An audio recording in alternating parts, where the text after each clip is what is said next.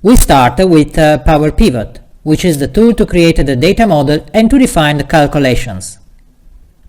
PowerPivot is an add-in of Excel, and it has a specific user interface from which you can download data from several data sources. In this case, we are getting data from a SQL Server database that contains the classical AdventureWorks example.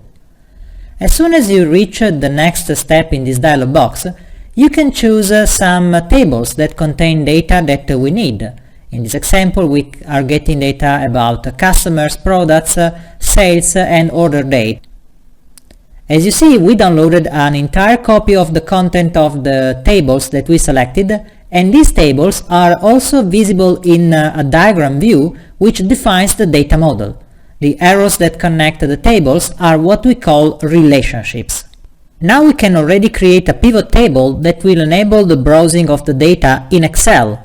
As you see, we have several tables that we can use in our pivot table, and for example we can get from the customers table the country name and put it on the rows. At this point we can choose another column from another table, like for example the sales amount from the sales table, and thanks to the relationship, only the sales for the customers of each country are considered in the pivot table that you see here. At this point we can also add the calendar in the columns, and so you see the years in each column and the total for each year. Looking at this number, it is clear that we have a lot of sales in Australia, but it would be interesting to compare this number with the population of each country. So we would like to create an index that compares the sales amount with the population of each country. But guess what? We don't have the population numbers for the countries, so we need to get this data from internet, for example, and for doing this we have to use another tool. Power Query is a tool that enables you to import data from more data sources than PowerPivot, and most important, you can apply transformations to the data that you imported before using it in PowerPivot. After you download and install the Power Query add-in in Excel, you see this ribbon that contains several tools. You can search for data online, which is exactly what we are going to do, and we look for data about population by country. We just write these two words in the online search pane, and as you see, you can look at the preview of the data that are included within these pages. What is happening under the cover is that Power Query is examining the content of the data of several pages on the web. In this case we are using Wikipedia as a data source, and is extracting only the data without the formatting, without the colors, without the layout of the page, and importing this data in a table that we can also modify with the Power Query tools. So we click on Edit, and in this way we import the data that we have seen in the preview, and we create a query with Power Query Editor that allows us to make a few changes. For example, we can remove the first line, which contains the total at the world level. We just want the population for each country. Then we can rename the query, and we call this table just population. At this point we can remove the columns that we are not interested, because we just need the country and population, so we can select and remove all the other columns. Every operation that we apply on this table is a new line in the applied steps, and every step corresponds to a single line of text that defines a transformation formula in the language of Power Query, which is called M. You don't have to learn M, but of course this will enable you to create much more complex transformations. However, the transformation that you can obtain by just using the tools that you see in the ribbon are very powerful. Now we can rename the country column just to country, removing the sentence by parentheses, and finally we can import this table into the data model. We just need this data in the PowerPivot data model, and we don't need to import it in an Excel table in the worksheet. Once we close the PowerPivot window, we import the entire content of the population table into our PowerPivot data model. and we can open the Power Pivot window, and going into the diagram view, we can apply the correct relationship between this table and the existing ones. In particular, we have to connect the country column of the population table with the country name column in the customers table. In this way, we will be able to get the population of each country in order to create our index. As a next step, we will see the value of the sum of population into the pivot table. In order to do that, we just remove the country name column from the rows, because we want to use the country name from population. We know that we have a larger number of countries available, and in fact, if you include the population column, you see that the population is available for all the countries of the world. Now, we are not interested in looking at the entire list, but this is just to show you that we have this data available for our needs. We can remove the sum of population measure from this pivot table, and we can create the index that we want to see in the pivot table. In order to create the index, we add a new calculated field that contains a formula in the DAX language, which is the language of Power Pivot. As you see, the sales index calculated field is assigned to a formula that fundamentally is similar to what you would write in Excel. We just want to get the sum of sales amount, we want to divide this number by the sum of population, we will format this as a currency, and we multiply the resulting number by 1000. So fundamentally, we want to see how many dollars are spent per 1000 people in the country that we see in that particular period. In this case, you see that the sales index of Australia in 2005 is $56, and it has increased to $92 in 2006, and then to higher values in the following years. Now we would like to display this index in a more graphical way, and for this reason we create a KPI, a key performance indicator. A KPI is based on an existing calculated field, in this case the sales index, and can display different graphics with different colors depending on the correspondence between the value of the calculated field and another calculated field or an absolute value, which is the case that we want to use. We can define the boundaries for each color, and in this case, since we are comparing the value with an absolute value, we just set which are the thresholds for having red, green and yellow colors. At the end, we choose to get red values for numbers below 10, green values for numbers higher than 50, and yellow for everything that is in the middle. The sales index is now visible in the sales table with a special icon, and you see that we have the status that can be applied to the pivot table, displaying a red circle with the color that depends on the value according to the boundaries that we define for each color in the KPI. When you want to do more analytics on your data, especially using a graphical visualization, Power View is the tool for you. In the Insert ribbon, you can click on the Power View Report button that creates a new worksheet that contains a Power View canvas. In the Power View Fields pane, you see the data model that we have created in Power Pivot. We can choose a few columns and create a simple table like we will do in a pivot table in Excel. For example, we get the month, we get the color of the products, and the sales amount value. What we obtain is a simple table that has for each month and color the value of the sales amount. We can enlarge this table to the entire canvas, and we can change the visualization by selecting, for example, a line chart.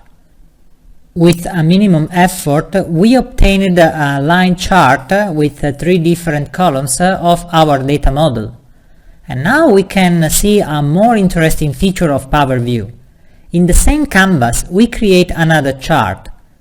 In this other chart, we want to see the value of sales amount for each country. So we choose the country name from customers and the sales amount column from sales. We change the visualization to a column chart in this case. The reason why it is useful to have more charts into the same canvas is because if we make a selection on one chart, we apply a corresponding filter to the other charts in the same canvas. For example, when you click on a line chart, you see that the lower chart has an area that highlights the part that corresponds to the selection that you made in the other chart. In a similar way, when you click on a country in the lower chart, you apply a corresponding filter to the line charts above. For example, if you click on Australia, you see the line chart that displays only the sales amount of Australia. Another interesting way to use PowerView is to use the map visualization. In fact, we have data that are related to countries, states, cities, and we will use these columns in a new report. For example, we include country name, state province name, city, and sales amount. And as usual, once we enlarge the sides of the table to the entire canvas, we switch the visualization to a map. Now, the default visualization may be different than what you want. As you see, the country has been used to display different maps, but we can arrange the columns that we want to display in a different way. For example, we move the country name, the province and the city into the locations list, so that we will be able to drill down between countries, states and cities with our data. At the same time, we want to display the visualization of a pie for each element that we selected that will display the amount split by the color of the products. As you see, when you click on a country, you can double-click it and see the division of the data by states, and then again on a state you can see the cities.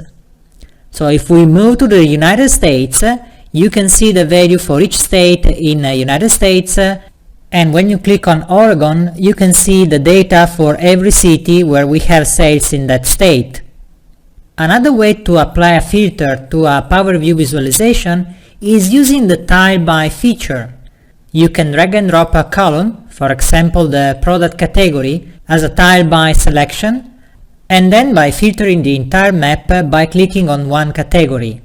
As you see, you can apply the filter on the entire map worldwide, but the filter can be changed also when you are looking at a more detailed view of the map. Map visualization is very useful in PowerView, even if we do not have other ways of visualizing data than using a pie that can display in its sides a value of a measure, and it can be show the categories for which this measure is divided by using colors in the pie. If you need a more complex visualization on a map, you can use another tool. PowerMap is a tool dedicated to show data on a map, in particular using 3D visualization, and enabling you to create videos of your presentations with data on maps. The Insert ribbon in Excel contains a button to open the PowerMap window. This button is available only if you installed the PowerMap add-in in Excel, which you can download for free from the Microsoft website. The first thing to do is selecting a few columns from the tables available in your data model. In this example, we select address, city, country name, and state province name. As you see, in the geography and map level, each column has been assigned to a specific geographical level. This has been done automatically, but you can change it if the name is not recognized in the right way. In the meantime, PowerMap is calling the Bing web service that resolves all the addresses in a position on the map. This operation can take longer, and in this case we just switch it to the end in order to go straight to the result.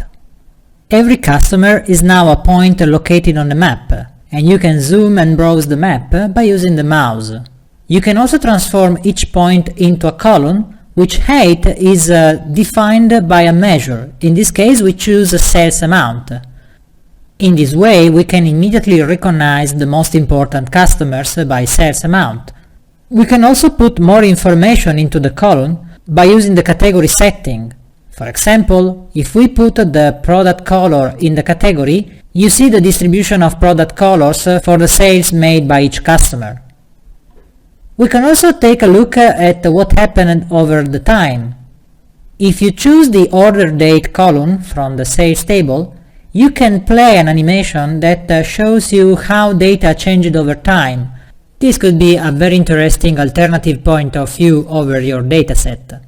We can also use different types of visualization. The heat map shows you a more red color when there are a higher density of values and points, and a color that tends to be green and blue when the density is lower. This is interesting to observe which areas are hotter than others. You can also create a real presentation by using the Add Scene button, which allows you to create several steps in your presentation. As you see, we can choose different point of views, and adding a scene for each one, we can also change the duration of the scene, the transition effect, the speed of the transition, and so on. You can play the animation by using Power Map, or you can also create a video of the scenes that you created. Another visualization that we have available is the region.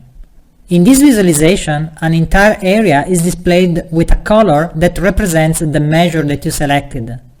A darker color represents a higher value and a lighter color a lower value. You do not have to define the areas if they correspond to political regions or state, like in this case. After you completed the preparation of the scenes, you can play the animation and see the result of your job.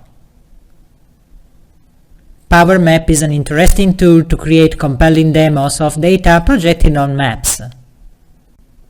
As you have seen, the first tool that you have to learn in order to start your Power BI presentations is Power Pivot. Power Pivot is the core of any data model that you will use for any report and any presentation. So enjoy the learning of Power Pivot and DAX.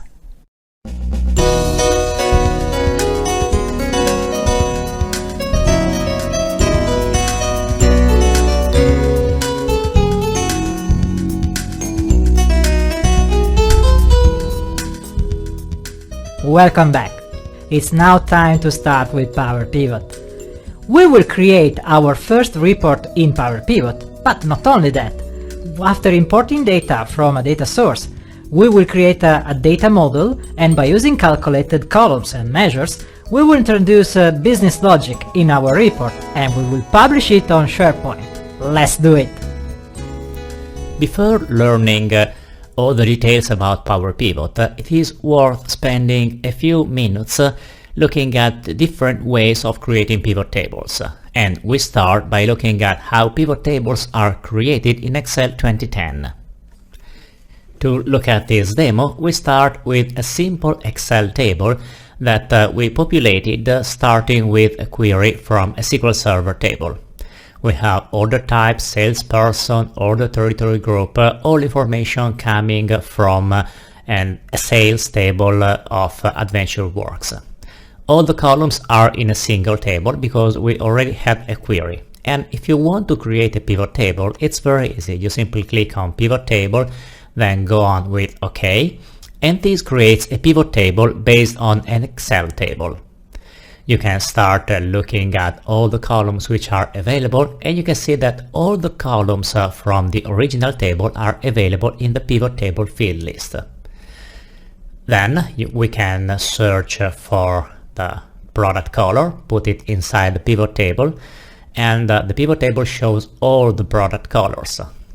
Finally, we search for the sales amount. That should be, here it is, sales amount, and clicking on the sales amount is enough to let the pivot table show all the sales divided by color. Of course, we need to format it correctly in order to see numbers in an easier way. Finally, we can put the order years on the columns, and we have our nice pivot table that shows sales divided by color and then by year. If we take a look at the columns which are available in the pivot table fields, you see that all the columns are coming from our original table. If we take a look at the original data, you see that all information are stored in a single Excel table. This is a very strong requirement. because it means that you need to have a query on your database that retrieves the data in this exact format. If you have some data in other places, in other tables or in other workbooks that you want to join together, then you need to find a way to mix everything in a single table. Sometimes this is not possible, meaning that you don't have a single table containing everything. And so let's take a look at what happens if you have more than one table coming from the same database. In this example, we have product models, then products, sales header and sales details. And all this information is stored in separate Excel table. Products, then we have sales header containing only sales header information, and finally sales details.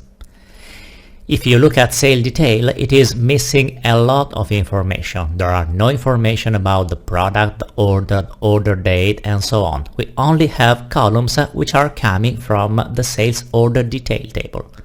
So it is not possible to create a pivot table based on this table.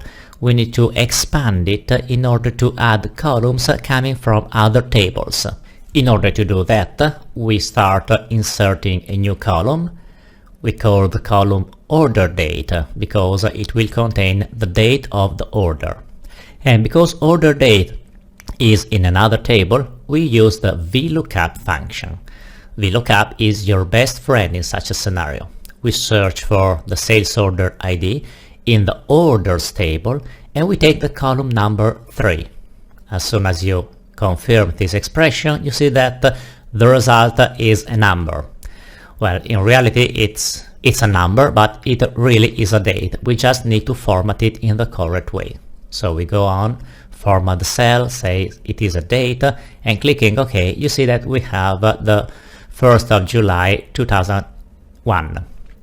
If you go in the sales header, you see that for that order the date is the same, and it is stored in the 3rd column of the table. This is the reason why we used 3 as the last parameter of the VLOOKUP. Now let's do the same operation to create another column, and this time we want the year of order date. We do not need VLOOKUP this time, we simply use the Excel function year of order date. So you see that we are building our table containing all the columns coming from different tables or being computed in a single table by using VLOOKUP and Excel functions. Now we have order date, we have the year, but we are still missing product information. So what we want to retrieve is another column, this time coming from the product table. And we want the product color, for example. Product color is stored in the colors table, so we will use VLOOKUP again, and this time we will search for the product ID and match it inside the products table. You always need to remember the position at which the color is stored. I already know it's column 4. And so you see that now we have product color stored in the table, and we can repeat the same operation to get the product name. Same expression again, we need to use VLOOKUP, we need to search for the product ID inside the products table and use the ID of the column, which is number 2. At this point, the table starts to look as the one that we can use for our pivot table, because by using VLOOKUP we are creating a single table containing everything. We can then create the pivot table, click on OK, and from this point on the scenario is very similar to the one you have seen before. We can take the year, we can take the product color, then we need to search for sales amount, this time it's called line total, and the pivot table has the same shape and the same values that we had before. So pivot table could be created in Excel 2010 without the usage of Power Pivot, and they work just fine.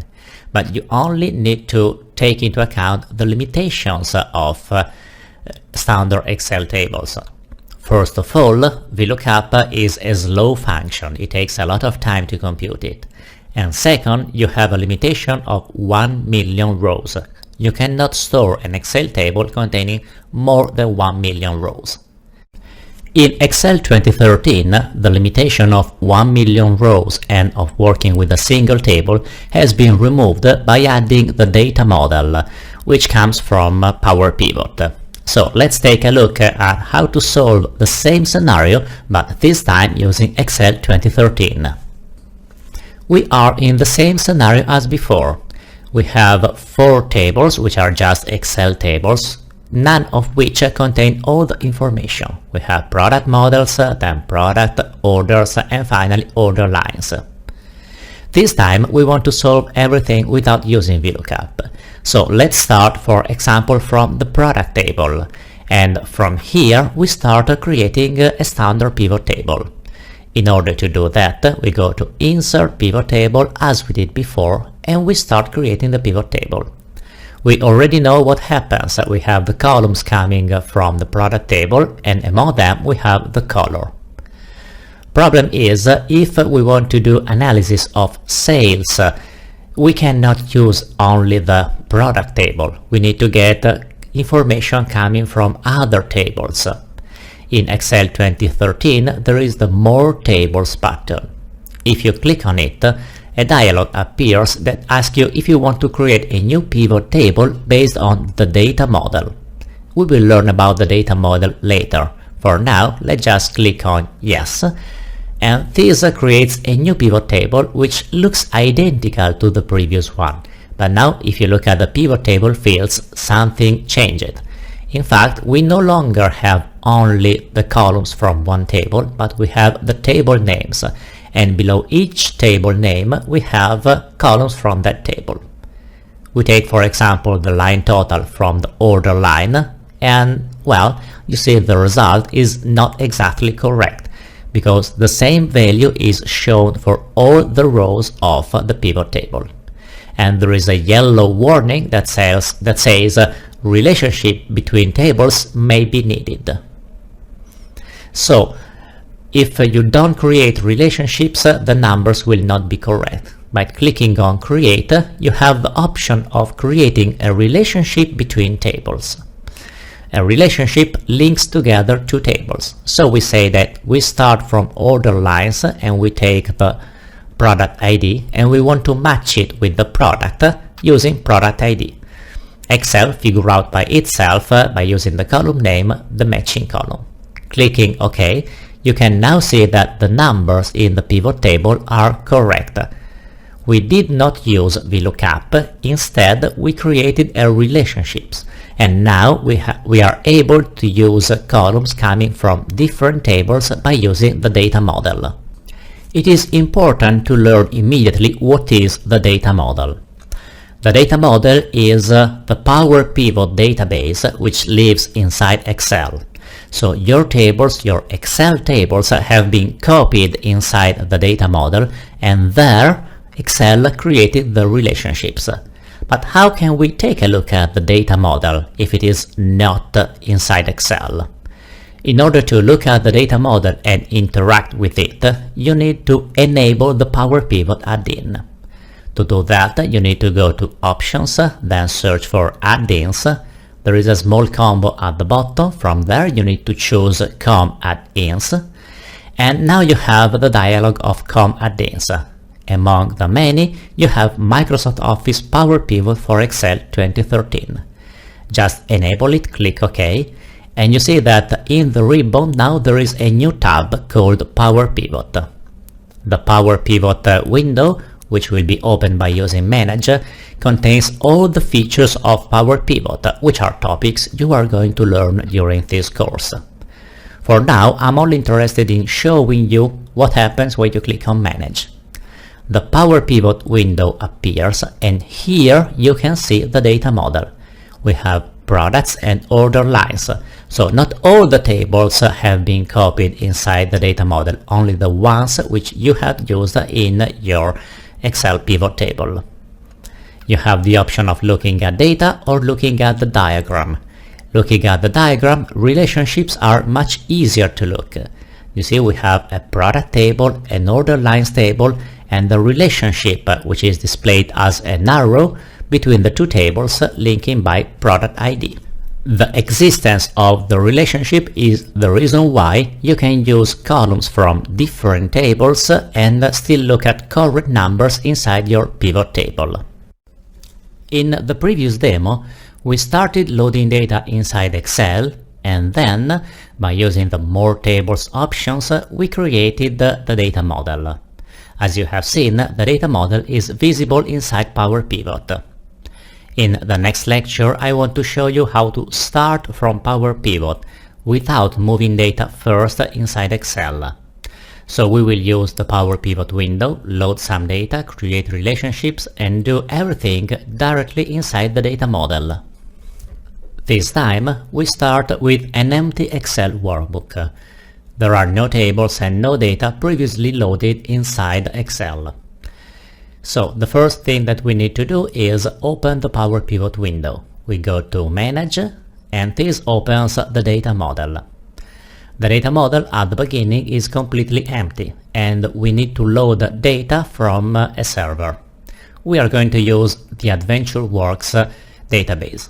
So we choose from SQL Server, then we need to provide the server name and the database name. Server name in this case is demo, and for the database we choose AdventureWorks DW 2020. Click on Next. We have the option of selecting from a list of tables or writing a query. We do the easy way, select a list of tables, and PowerPivot shows us the list of all the tables which are contained in the database. The content, of course, depends on your specific data model. We are going to load the in-product category, the in-product subcategory, and fact internet sales that contains the sales. Clicking on Finish, PowerPivot will start loading data inside the data model, and you can see that in the table import wizard that shows the amount of rows that are being loaded in the data model. At this point, all you need to do is click on Close, and the data model will contain the tables we have loaded from our database. You can see that we have the in-product subcategory, and fact internet sales. All the values are visible because we are looking at the data view. If you move to the diagram view, it will show the classical boxes and arrows representation.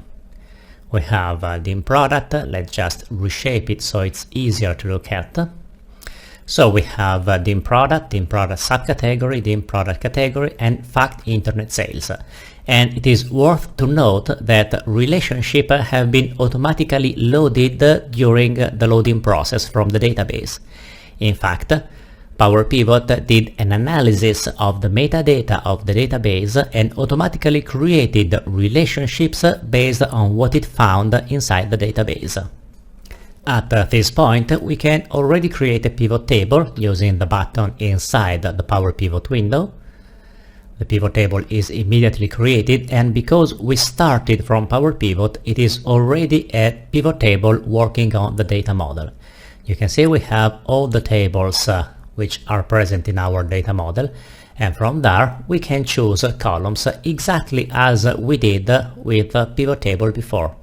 So we start putting the color, and then from fact internet sales we search for the sales amount. Here it is, put it on the values. And there is no need to create the relationships because they have been already created by the engine during the loading process. So you can see that using PowerPivot it is much easier to load tables and start browsing them.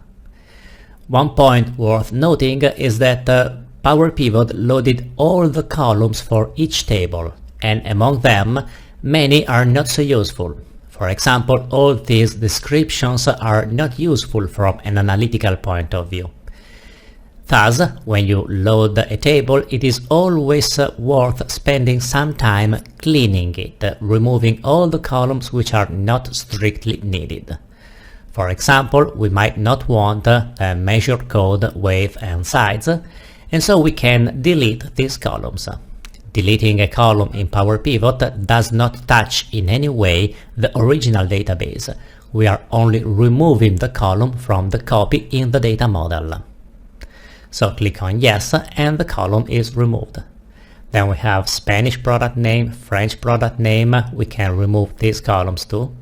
And you need to repeat this operation for all the columns that are not strictly needed. For example, we don't want the photo, we don't want descriptions, and we don't want start and status. So we can simply delete all these columns. The result is that when you will browse your model, it will be much easier to search for interesting information because everything that is not needed is removed from the model. After this cleaning process is finished, you can take a look at the table and it looks much cleaner than before. You can appreciate it if you go back to the pivot table, and if you expand the dim product, you see that all the useless columns now disappeared from the pivot table. Yet there are some columns like product key, product alternate key and product subcategory key which are not useful in the pivot table, but they are still there. And we cannot delete all the columns that we don't want to see. Think for example at the product key. Product key is used in the relationship between the fact internet sales table and the product table, so you cannot delete it without affecting the model functionality. There is another option that is hiding the column. If you right-click on the column, among the many options there is Hide from Client Tools. If you choose it, the column is grayed out, and you can do that for product key and then even for product subcategory key. At this point, you can go back to the pivot table, expand the product, and you see that the two columns are gone. This operation will need to be repeated for all technical columns. A technical column is a column that needs to be present in the data model, but not to be shown in the pivot table fields, because it has a meaning from the relationship point of view, but the user should not use it for browsing. Technical columns appears everywhere, because each table will probably have a key, and so it will have some useless columns and some technical columns.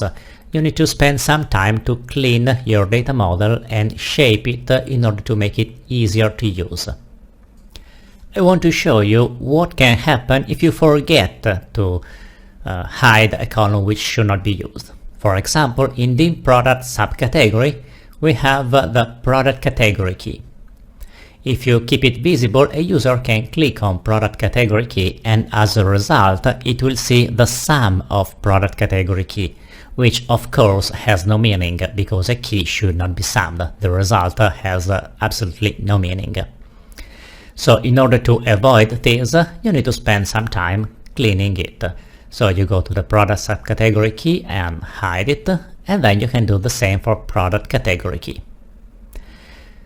This process needs to be done for all the tables and all the columns, detecting useless and technical columns.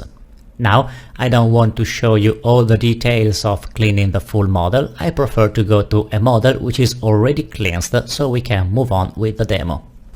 This is the very same model we have seen before. I just added another table which is the customer. I enlarged the tables in order to make them easier to read on the screen. And I have hidden all the technical columns and deleted all the useless columns. The final result is that the columns contain less data and it's easier to compute values and look at results. And if you create a pivot table based on this model, in the pivot table fields you will see only useful columns. So when you click on a column, you always get the result that you can expect from that column. Now that we started using Power Pivot to load a data model and browse it, it is time to learn how to modify the data model. This is something that you can do using calculated columns and calculated fields. But let's start by learning what calculated columns are. Let's start with the data model we've seen before, and we want to create a pivot table. In this pivot table, I want to put the finish good flag, which is one of the flags in the dim product table. finished good flag tells us whether a product is a finished good or not. You can take it and put it on the rows, for example, and it contains, of course, the true and false values. Then I want to count the products, so I take the English product name, bringing on the values, and because English product name is a string, the result is the number of values. So you see we have 209 false and 397 true. The problem of this report is that it is not easy to understand. In fact, there is no evidence that true and false are related to the finished good flag. It would be much better if we can provide a description of finished good flag so that the pivot table looks better. We can do that creating a calculated column. A calculated column is an expression that can be added to a Power Pivot table, and it is computed by using the DAX language. To do that, you go to Add Column, and then in the formula bar you start writing your first DAX expression. This expression will be very easy and look very similar to Excel. So we use the if function, and if finished good flag equals true, then we give a string representation and we say finished good. Otherwise, if the value is false, we simply write not finished good. As soon as you confirm this expression, it will be computed for all the rows of the table. And you can see that we have not finished good, but if we browse near the middle, then we have finished good. Now, this calculated column contains a string, and it is much easier to understand. We just need to rename it because calculated column 1 is not a good name, and we say finished good description. Now, this new column is being added to the data model, and it can be used as any other column in the model. Finished good can be hidden at this point so that you do not get confused and use the wrong flag. Now, in the pivot table, we can remove finish good as a flag, and we replace it with finish good description. At this point, the pivot table looks much better because it is clear its content and it is easier to understand. So you have seen that calculated columns behave much like calculated cells in Excel. They are computed row by row and they let you enrich a table. There are many scenarios in which you can use a calculated column. For example, let's clean the pivot table and create a different one where we want to do analysis of sales divided by date. So we start taking the sales amount on the values, and then we want to do analysis over time. In the sales table, among the many columns, we have the order date. Problem is, if you put the order date in the rows, it will show the sales for each day. And doing analysis at this level of detail is nearly useless because you do not have a clear picture of what happened over time. It would be much better to be able to do the analysis using the year. And again, a calculated column is your best friend. If we go to Fact Internet Sales, at the bottom we have order date, and we can add a new column that will contain only the year of the data.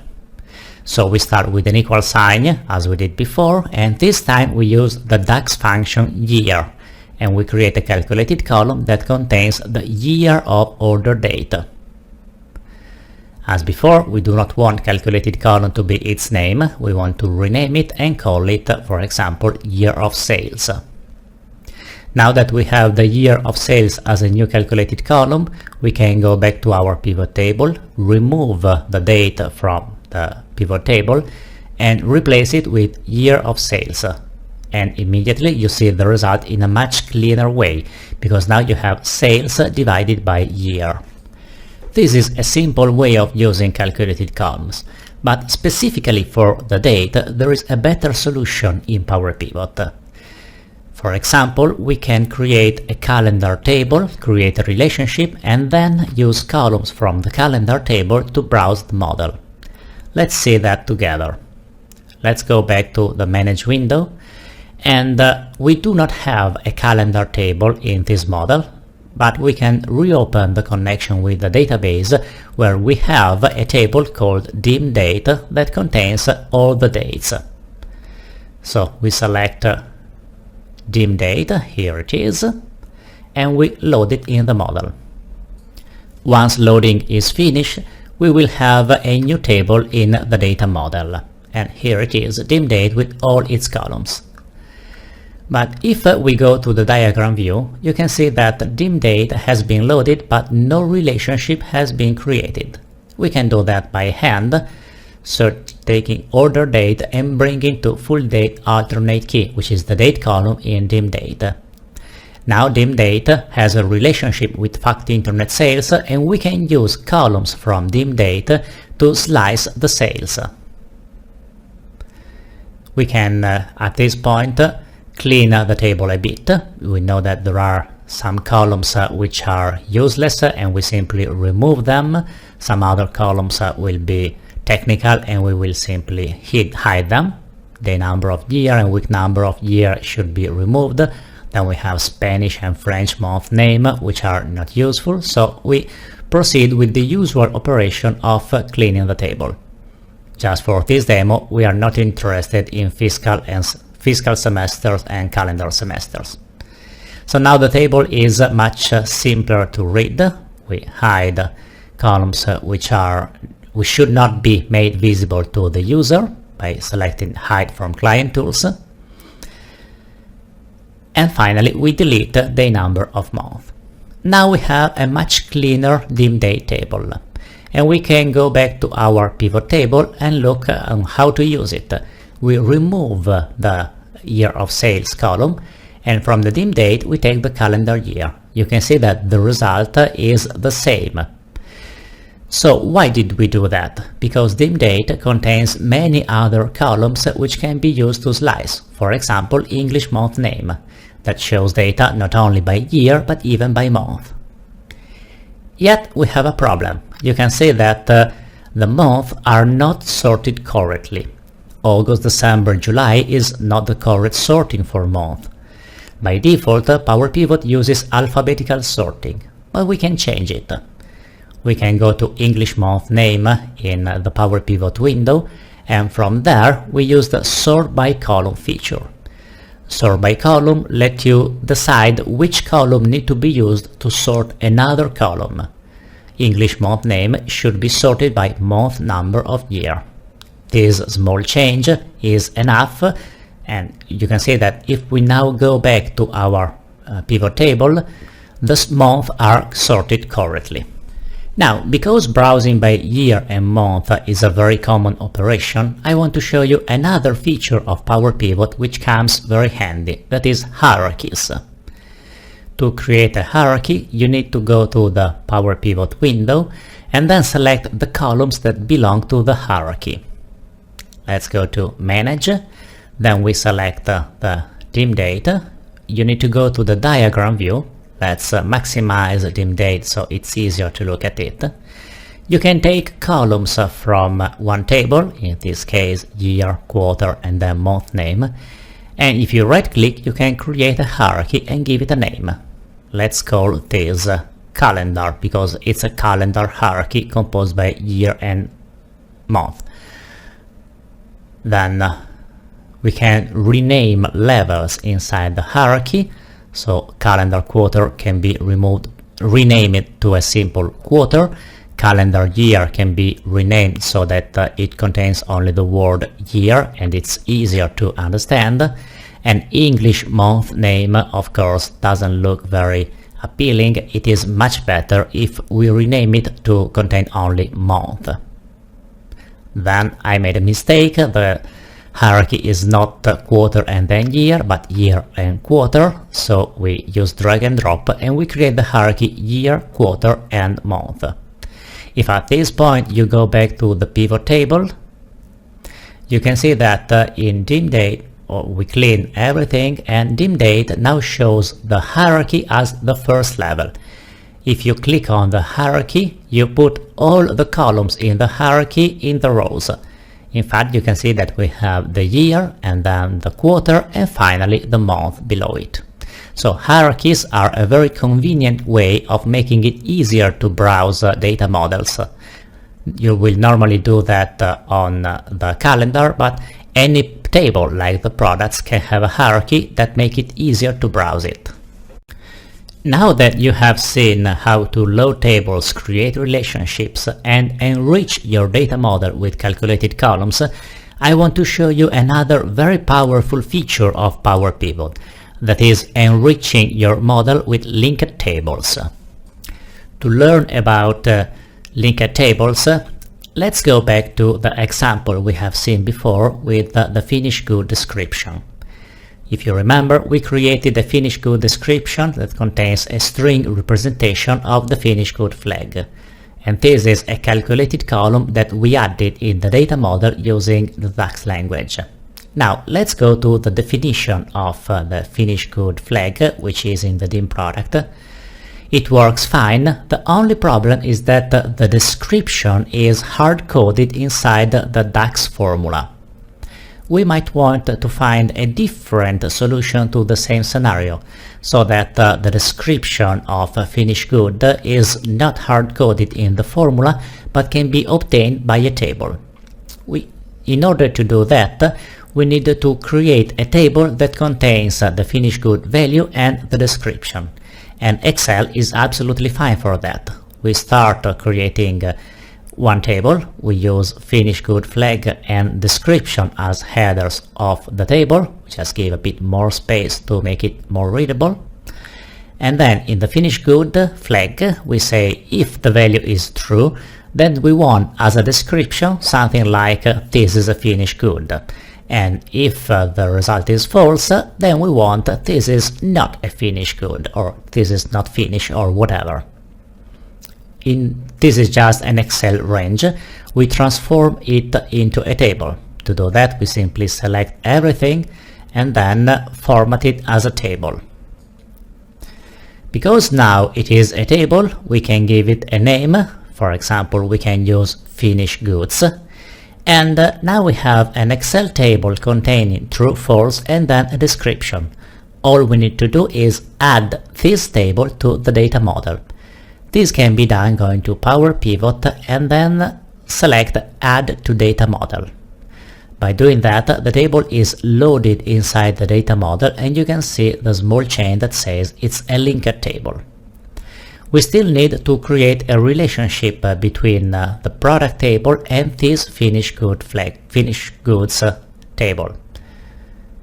We just need a bit more space so that arrows do not cross. We take the finished good flag and drop it in the finished good flag of the finished good table.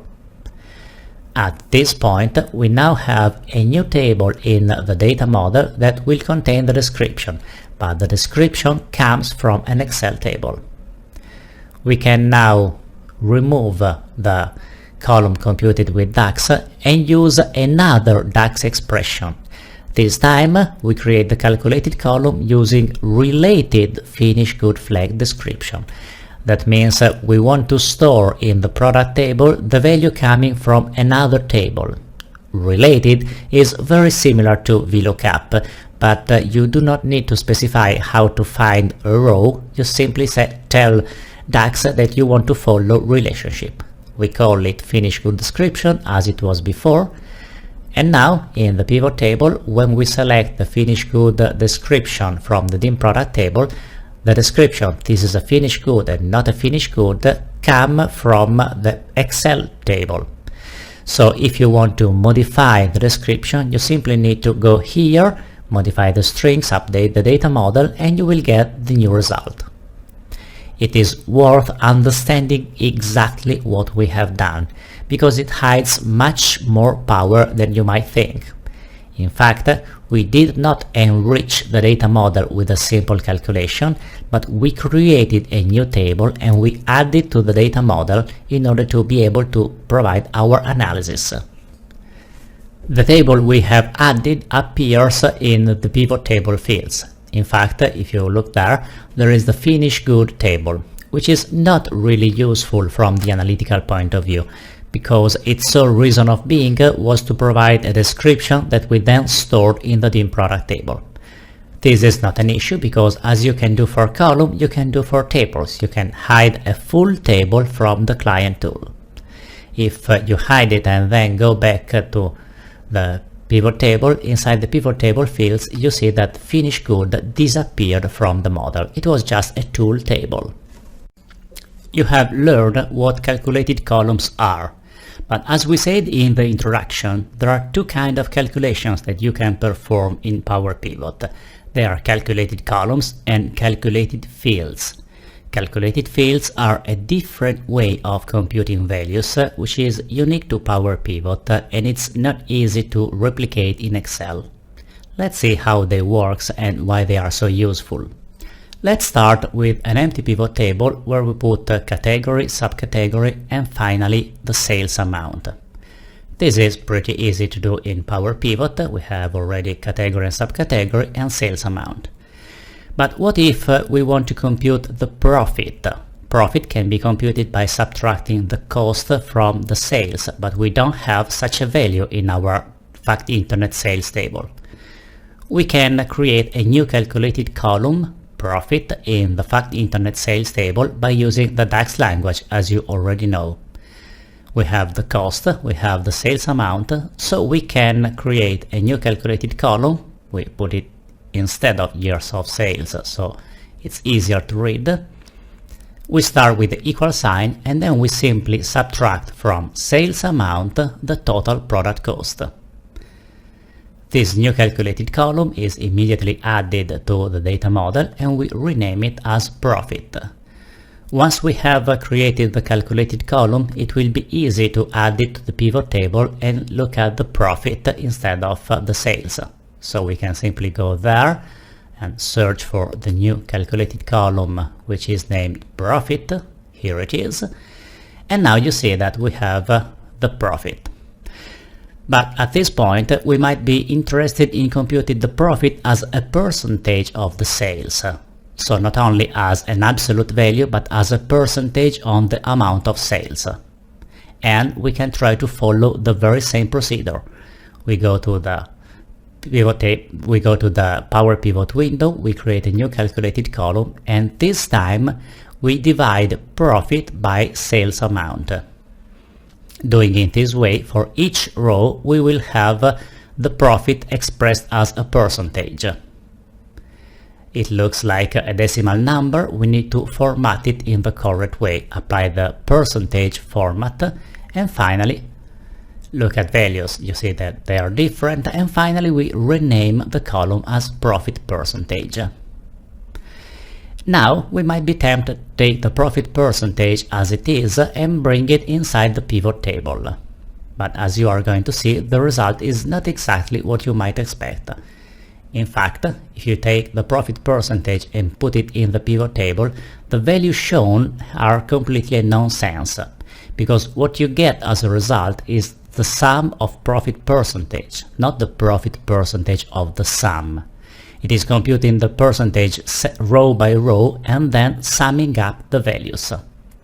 What you need to do is computing the value at the top level, at the pivot table level. So instead of computing it row by row, you compute it on the grand total. To do that, there are calculated fields. Calculated fields are not computed row by row, but they are computed at the grand total level. You can create a new calculated field. The window where you create calculated field is slightly different. You need to assign it to a table, then give it a name. In this case is profit percentage. And then you write a DAX expression. The DAX expression is sum of sales amount divided by sum of profit. Well, it's not this. We need to compute sum of profit divided by sum of sales amount. And finally format it as a percentage. We choose percentage, and when we click OK, the calculation is now executed at the pivot table level. So for each row of the pivot table, that calculation will happen and the result is now correctly computed. If you later want to modify the expression, change its format or any of its properties, inside the calculated field button you have the option of managing the calculated fields. From here you get the list of all the calculated fields, and using the edit window you can modify the expression, the format or whatever you might want.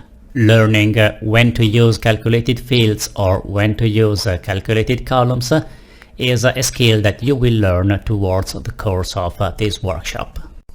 Up to this point, you learn how to load tables in Excel, create a data model, enrich it with your calculation, either calculated columns or calculated fields, and then use a standard pivot table to browse it. It is now time to learn how to share this workbook with other people so that they can look at the results you created. This is something that you can do using the Power BI suite from Microsoft. So we start from the report that we created inside Excel, and we add a slicer for the year. If you simply select the year and add it as a slicer, then in Power Pivot we have the option of aligning it so it's easier to look at. The slicer acts as a filter. You can see that selecting different years the numbers change to reflect the selection that you have done. Now the report became an interactive report that can change its result in an easy way. But now we want to share this report with other people. To do that, we save it to Power BI. From inside Excel, we simply select Save As, and we go to the shared documents of a Power BI tenant we created. The name is Final Demo, and we save it inside SharePoint, so it will be no longer in our computer but on the cloud. It takes some time, and if you look at the bottom you see that saving happens in the background, and it does not say save but uploading to SharePoint. Depending on size and connection speed, this might take a few seconds or a few minutes. Now it finished, and if we want to look at the report, all we need to do is open Internet Explorer and connect it to SharePoint. Now the home page of my connection is directly inside the Power BI tenant to which I belong, and you see that Explorer opens the Power BI SharePoint document list. It is not very fast, but that's just my internet connection speed. Once it will have finished, you will see all the reports that other people saved inside this Power BI tenant. There are many, and among the many there is Final Demo, which is the workbook on which we were working. There is no preview because it is not still enabled for Power BI. If we go on Enable and we say that we want to enable this workbook to be inside Power BI, it takes a few seconds or a few minutes, again depending on the workbook size, to enable the workbook to be visible inside Power BI. Now it finished, the report is enabled, and when you click Close you see that we now have a preview of the report, and clicking on it will open the report inside Explorer. This is not Excel. It looks very similar to Excel, but it is not. It's just a window inside Explorer, but it works like Excel and it is still interactive, so you can see that we can change the year, and the report, the interactive report we created, show numbers.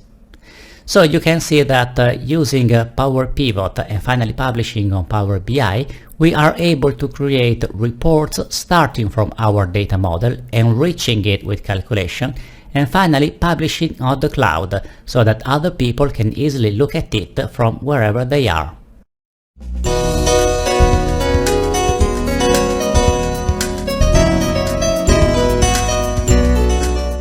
Time for the data loading model.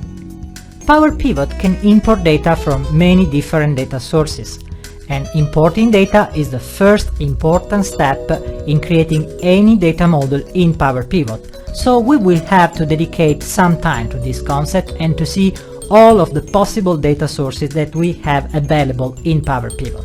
Let's start. Power Pivot gives you the option of loading data from many different data sources. You can load data from relational databases, multidimensional data sources, many data feeds and text files. In order to see which data sources are available in a Power Pivot data model, first of all, we switch to the Power Pivot window from Excel. You click on the Manage button in the ribbon of Power Pivot, and then in this window you can see in the Get External Data all the data sources available. First of all, in the From Database button, you can see that you can load data from Access, from SQL Server, and from Analysis Services or Power Pivot worksheet that have been published on SharePoint. The From Data Service button shows a few data sources that are available on the web. OData data feed, the Windows Azure Marketplace, and a feature that suggests data that are related with the data that you have in your data model.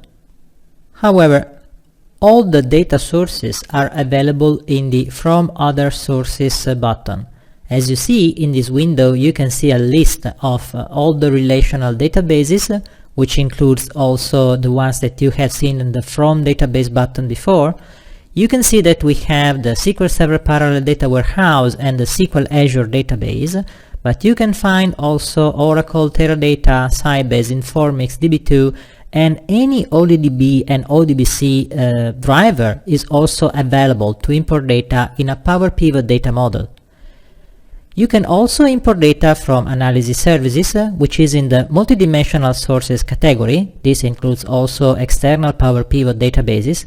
And the Data Feeds category includes other report made with reporting services, the Windows Azure Marketplace, other feeds or data feeds, and the suggest related data that you have seen before. Finally, the text files include both the text file, usually a common CSV file, comma separated value, and any Excel file, any other Excel file that you can have on your disk on a SharePoint folder. Finally, there is an important consideration about the existing connections in your data model. Every time you create a new connection with a database, you actually create a new connection in your data model. And it is important to reuse the same connection if you want to import, for example, other data, other tables from the same database, because otherwise you would create 2 or 3 connections that point to the same database. As you see, when you click in the Existing Connections button, you open a dialog box that shows you all the connections that you have in your local workbook. The Power Pivot Data Connections section shows you that in this data model there are tables, data coming from 2 different data sources. One is a SQL Server database and the other an Analysis Services database. In this window you can see also the connections that you created in other data models, in other Excel workbook. These are this ODC file that you see in the Local Connections section. Now, when you want to import data from a connection that you already created in your data model, the best practice is to select the connection in this dialog box, click the Open button, and then you will go straight to the dialog box that allows you to load more data from this existing connection. This is a best practice because in this way you do not create duplicated connections in your data model, and you will make it easier to manage the connections to the external data models that you have in your workbook. From here and after, the content of the wizard depends on the type of the data connection that you are opening. In the following part of this course, you will see all the type of data connections that are available in Power Pivot. A very common operation is loading data from a Microsoft SQL Server table. First of all, in the Power Pivot window, you create a connection with a SQL Server database by using the From SQL Server connection type. In the server name text box, you write the name of the server, and in the database name, you can browse the list of the databases available in the server, and you select the database name that you want to use to import data from. In the Logon to the Server area, you can choose whether you want to use the Windows Authentication or the SQL Server Standard Authentication. You have to ask to your database administrator which one you have to use. Hopefully, the Windows authentication is the one that is good for you. In the next page of this wizard, you can choose whether you want to import one or more tables from this data source, or if you want to write a query, a SQL query, to import data. How to write a SQL query is discussed in another module. So we continue the wizard selecting a list of tables and views available in this database. We choose to import two tables, the fact internet sales and the DIM product tables. At this point, if you click Finish, you import the entire content of these two tables, all the columns and all the rows. However, we can take a look at the content of a table with a Preview and Filter button. And here you see a preview of the first rows of the table and all the columns available in this table. Using this dialog box, you can choose which columns you want to include in the table that you import in the data model, and you can also choose which filter to apply on these columns. For example, you might say that you want to import only a few dates, all the dates that are greater than or equal to or just greater than 2008-0101, which means that we start from the 2nd January of 2008 in this case. This will apply a filter on the data that are imported in the Power Pivot data model. You can also choose to remove a few columns. For example, we are removing the customer PO number and the carrier tracking number. The constraints that you applied in this way will reflect in a different SQL query sent to SQL Server, and only the data that are included within your selection will be imported in Power Pivot. For example, if you click Finish, you see that in fact internet sales only 32,000 rows have been imported. If we didn't put a filter on the date, we would have imported much more rows than that. When you click the Close button in the Table Import wizard, you can see the data in a table format in your Power Pivot window. As you see, you have a tab for each table that you imported. In this case, you can see DIM product and fact internet sales. At this point, you can move to the diagram view. The diagram view shows you not only the tables but also the relationships that have been imported as part of the data model. In fact, in SQL Server there was a foreign key defined between the fact internet sales table and the DIM product table, and this foreign key has been imported as a relationship between these two tables. If you want to import more tables, the best practice is to reopen the existing connection, the connection that we just created, by using the Existing Connections dialog box. This time, we select only a couple of tables, for example product category and product subcategory, and we import these two tables in our data model. As you can see, a relationship between DIM product category and DIM product subcategory has been created automatically by importing these two tables from the data source. However, the relationship between DIM product and DIM product subcategory has not been imported, even if a foreign key between DIM product and DIM product subcategory exists in the relational database. In fact, the DIM product table has a product subcategory key that could be used to create a relationship with the DIM product subcategory table. You can manually create the missing relationship by simply clicking on the product subcategory key column in the DIM product table and dragging this column to the corresponding column in the DIM product subcategory table. This creates a relationship between DIM product and DIM product subcategory tables. You can also arrange the position of the tables in the diagram view in order to better represent the existing relationships in the data model. Using the operations that you have seen until now, you are able to import the columns and the tables that you want in your data model. However, how can you change the settings of tables that you have already imported?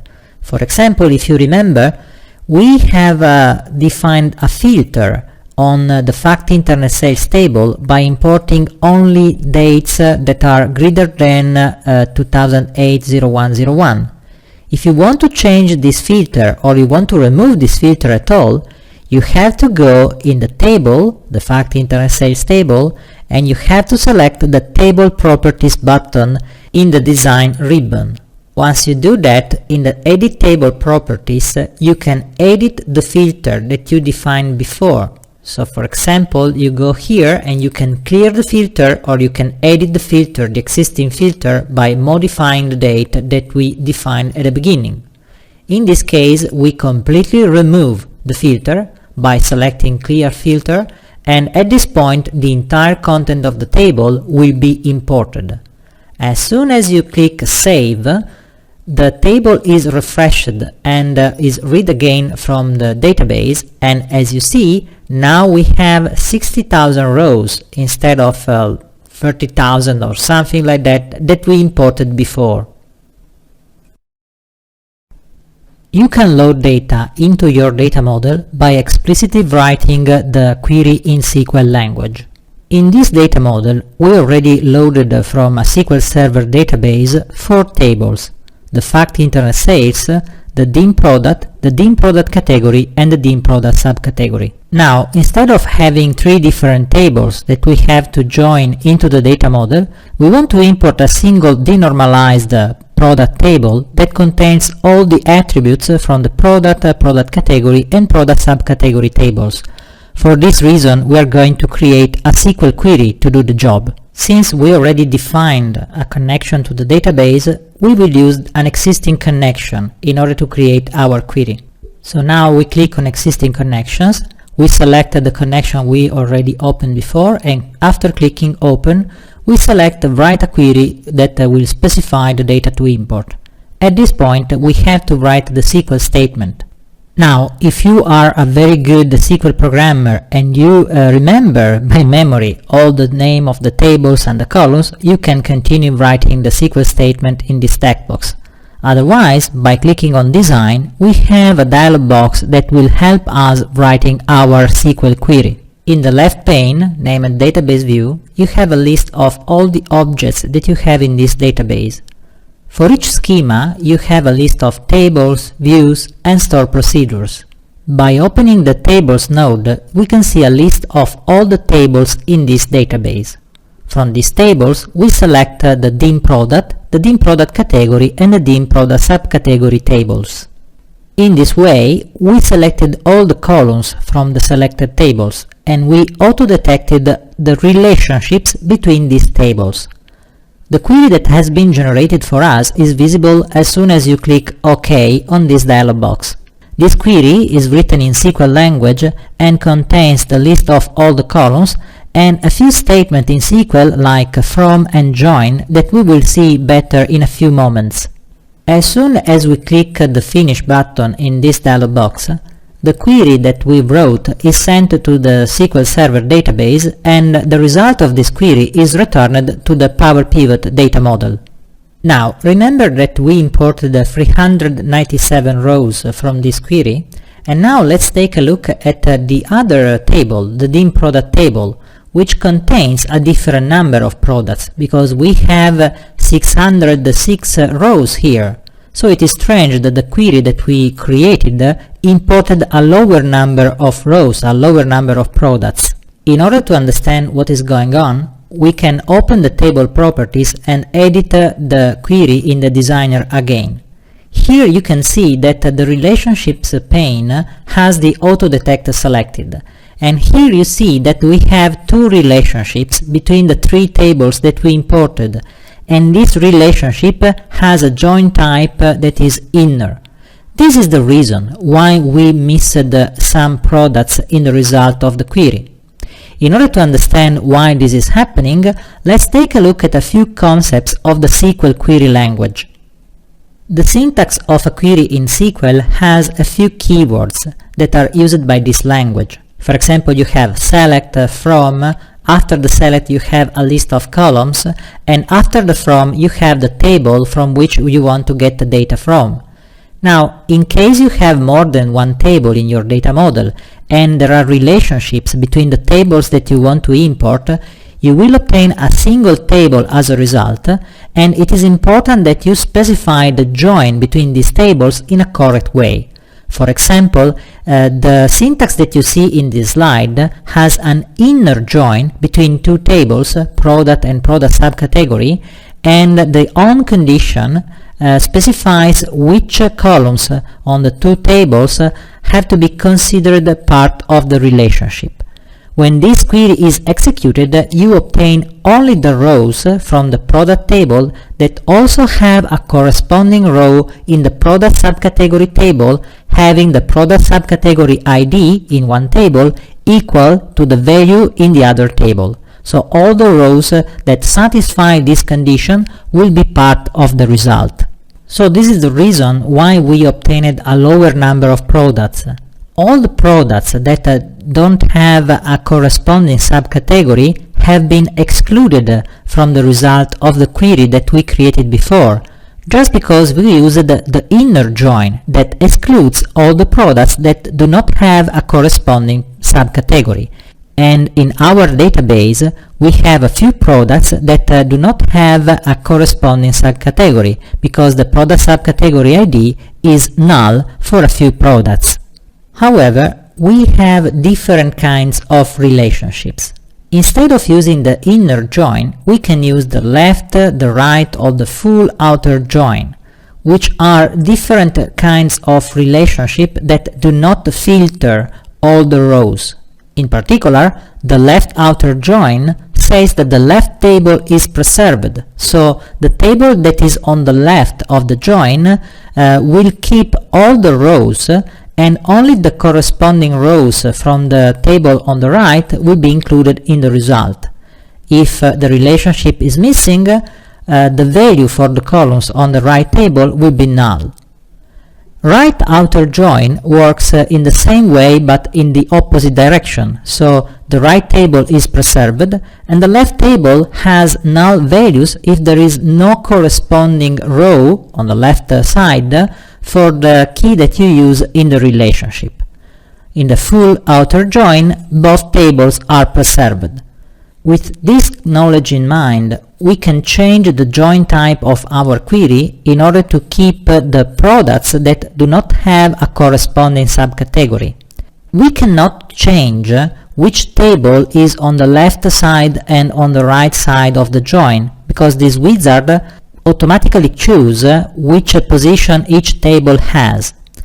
As you see, the dim product subcategory is always the left table. Now, in the first row of the relationships, we have the relationship between the subcategory and the product, and we know that we want to keep all the products. So we need to keep all the rows from the right table, so we change the join type to a right join. It is common to always use the left join in many cases, but as I said, since we cannot change the position of the tables, we have to adapt the join type to the position of the table that has been decided by the wizard.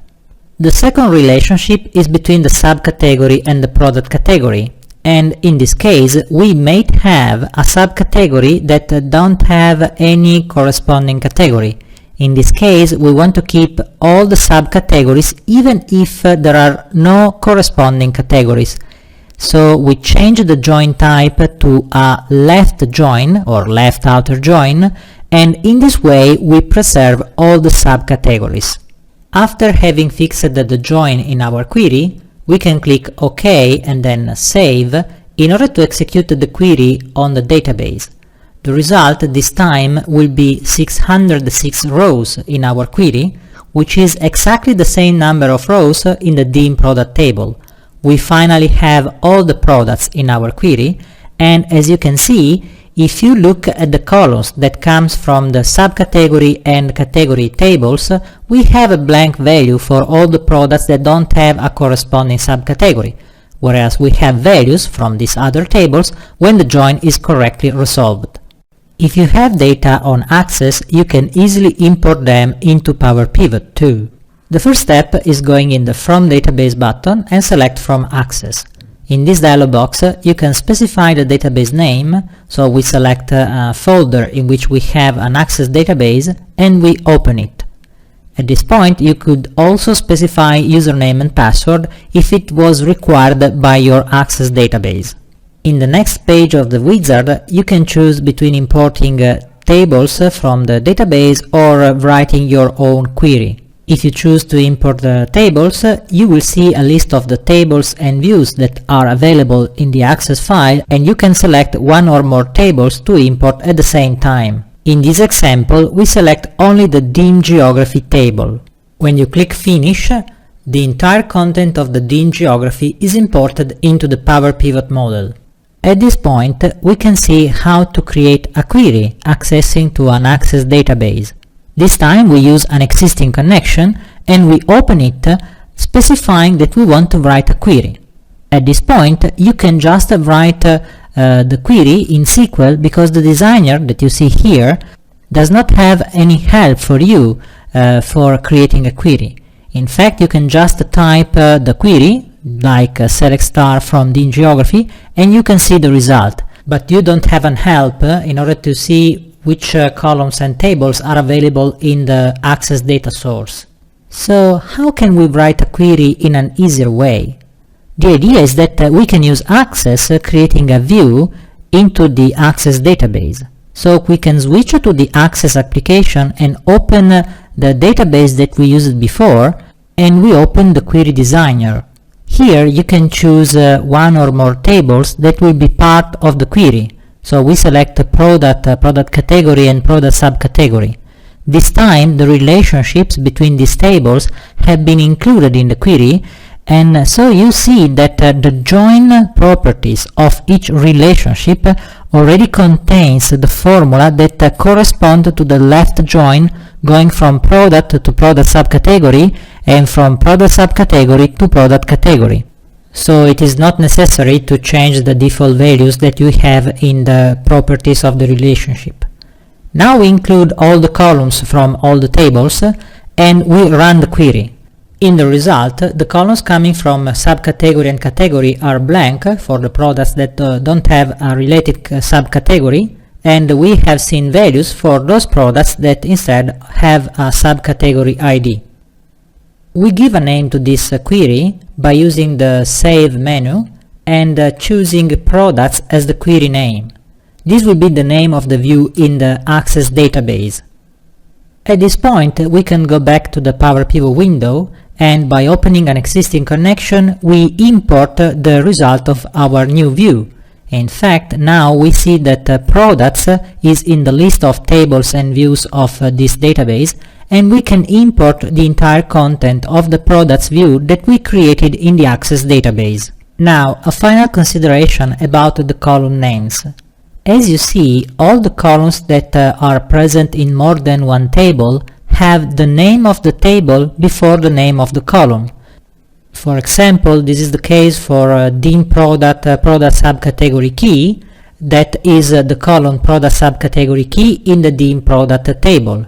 You will see another column with the same name, but with the DIN product subcategory name before product subcategory key column name. So it is better if when you create a join between many tables, please rename the columns that have the same name in Access, or just remove the columns that should be the same in different tables. You can import data from an analysis services database, and this user interface is the same that you can use also to import data from a published Power Pivot workbook on SharePoint. In order to create a connection to analysis services, you go in the From database and choose From analysis services. Here you specify the server name. In this case we have an instance of analysis services in the same machine, and you select the database name. At this point you can write the MDX statement, because accessing an analysis services database requires you to write an MDX query. We have a designer for MDX, so even if you don't know how to write MDX, you can write simple queries by using the designer. For example, imagine that you want to get the sales by product and year. So we select the product, then we select the calendar year from here, and finally we will select the measure that represented the sales. So we have the internet sales, the sales summary folder, and we select the sales amount.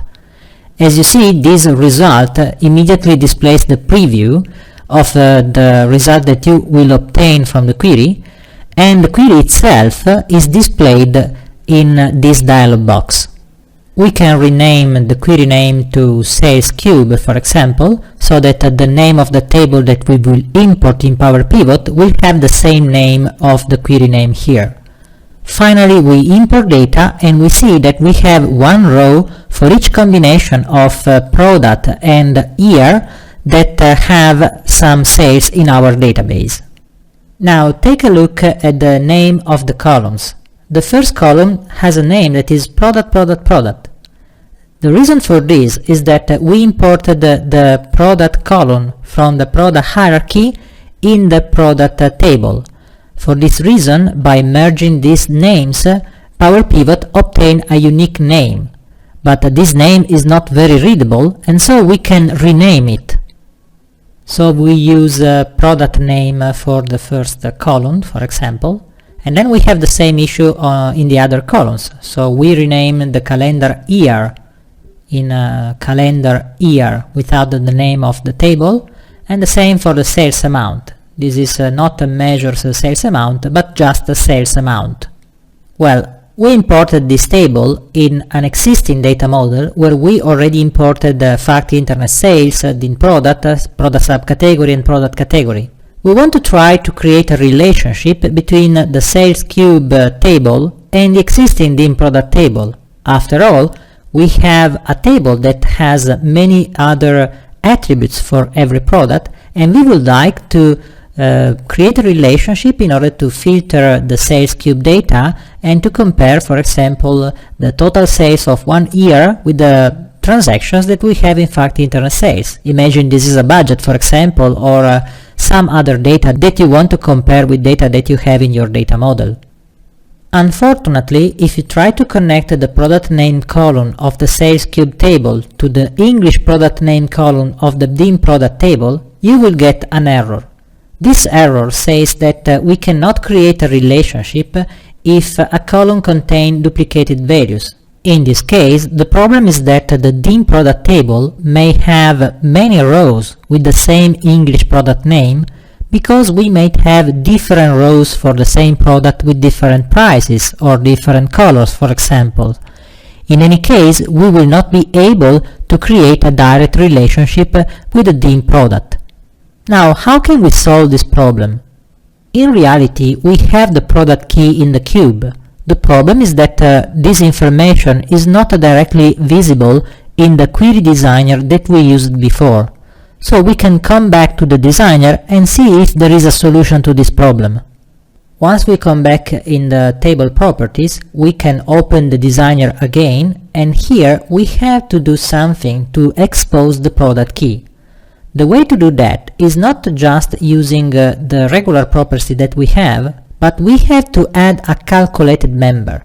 By using a specific DAX formula, we will be able to create a product key attribute that contains an MDX expression that returns the key of the current member. In this case, we want to get the key of the current member of the product table, because we are interested in the product key. By adding this column to our query, we are able to include the product key into our result.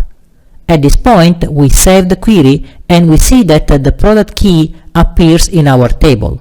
Again, we rename the name of the column in product key, and now, going back to the designer, we should be able to create the relationship between sales cube and din product, because now we have the right product key to create the join with the din product table. Using the designer that we have seen, you are able to create MDX queries, and you can query with this language any version of analysis services that you have.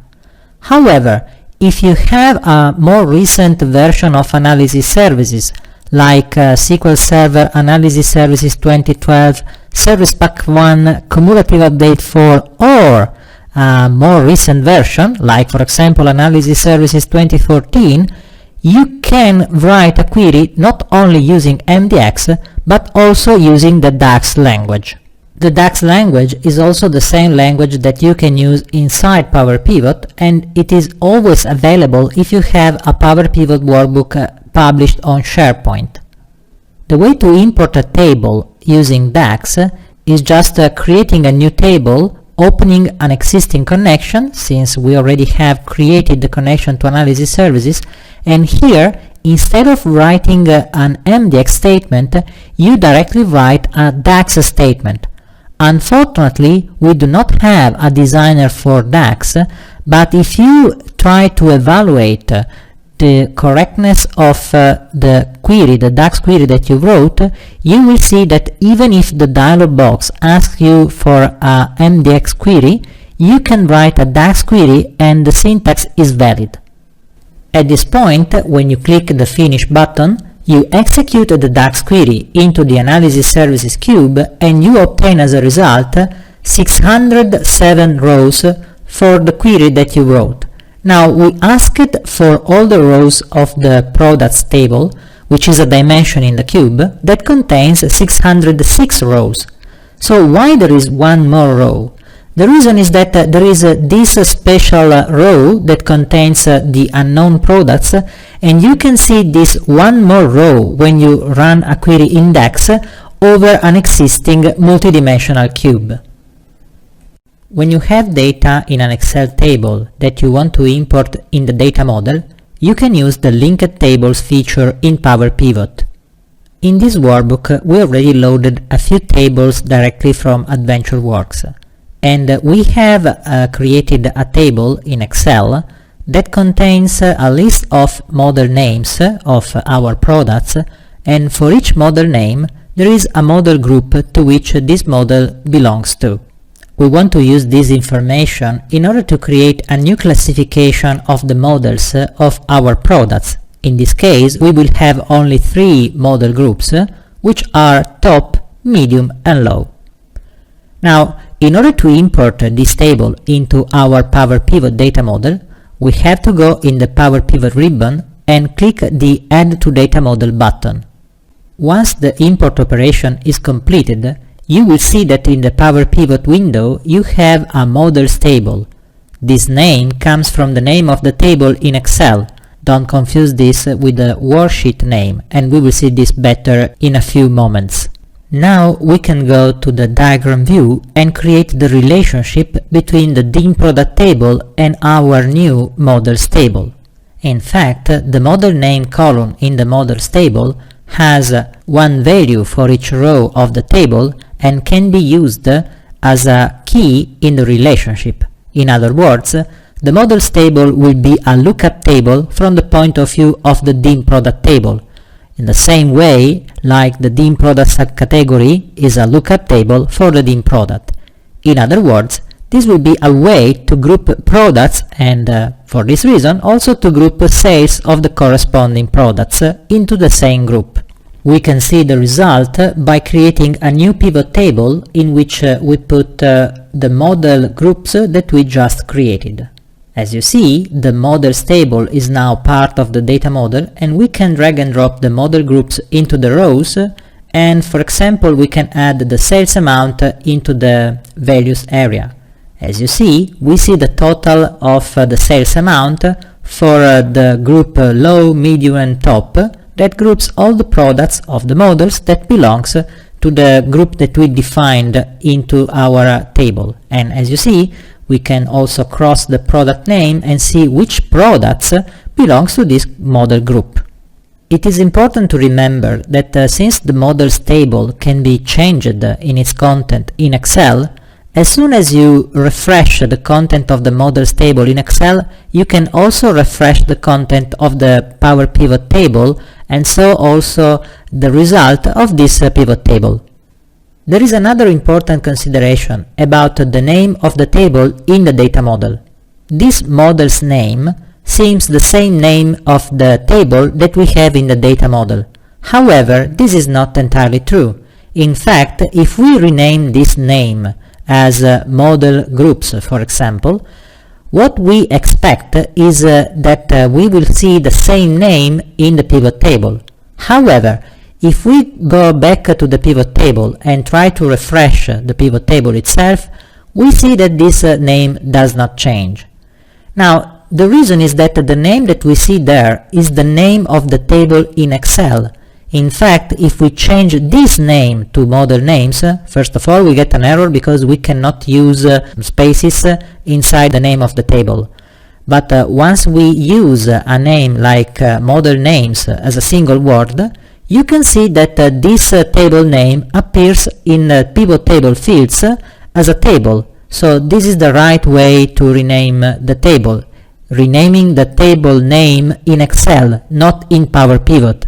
I suggest you to do this renaming operation before importing the table in the PowerPivot data model and not after that.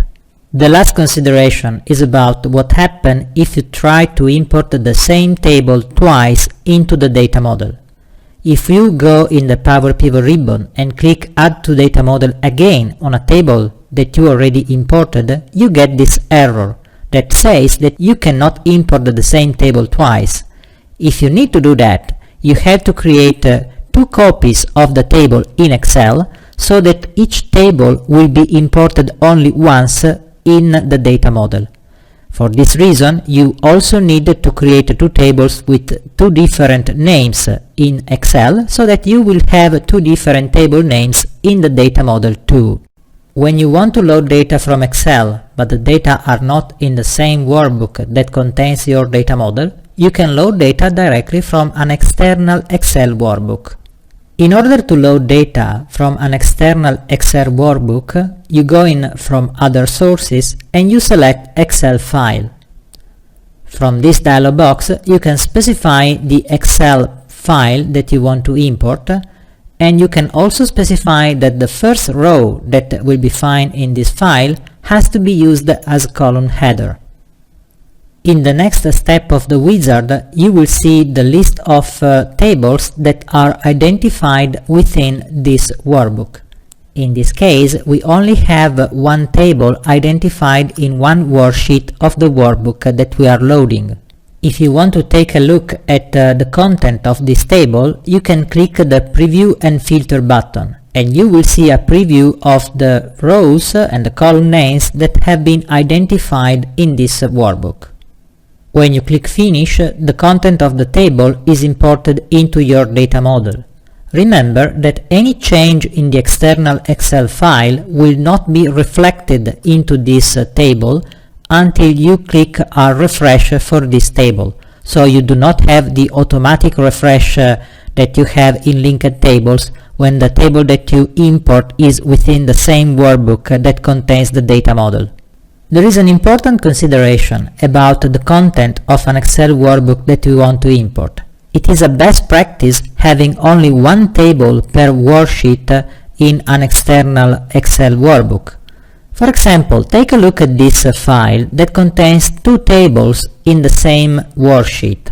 From a technical point of view, PowerPivot only recognizes named ranges and not tables in an external Excel workbook. So in this case, probably these two tables will be not imported in the correct way. Let's see what happens when we try to import this workbook into our data model. We proceed in the PowerPivot window, select the Excel file as type of data to import, click Next, and select the file that we have seen before in Excel. At this point, we choose the first row as column header and try to go to the next step. As you see, there are two tables, but in reality we have to check whether their content is correct or not. So let's take a look at what happens if you click Preview and Filter. The first table contains actually the content of one of the tables that we have seen in the workbook. However, the second table has a different content. you see that in a single table there is the content of the entire worksheet, not considering the empty rows and columns at the beginning, and the reason for that is that from the point of view of Power Pivot, one of the two tables is not a named range that could be identified correctly. So there are a number of technical details here, but after all, the best practice is just put one table, only one table, in each worksheet of your workbook in Excel. You can import data also from an external text file, such as a CSV file, a comma-separated value file, for example. In order to import a text file, you go in From Other Sources, you select the text file and you click Next. Here you can specify the file to import, and then you see a preview of the content of the file, so you know if you are importing the right data or not. You can specify a different column separator. By default there is the comma, but you can select another one, and you can also enable or disable the check that says that the first row will be used as column header. When you click Finish, the content of the external text file is imported in the Power Pivot data model, and the only thing that you have to be careful about is that each column has a data type that is automatically inferred by the content of the first rows of the file. Sometimes this could be not the right one. For example, the discount column here has been imported as a text file, whereas this should be a percentage. However, as you can see, you cannot import a percentage as a number because you get an error when you try to make the conversion into a decimal number file. You can import data from the clipboard directly into the data model. However, we do not suggest to do that because it is probably better to import data in an Excel workbook and then creating a linked table. In the Power Pivot window, you have a few buttons in the clipboard area.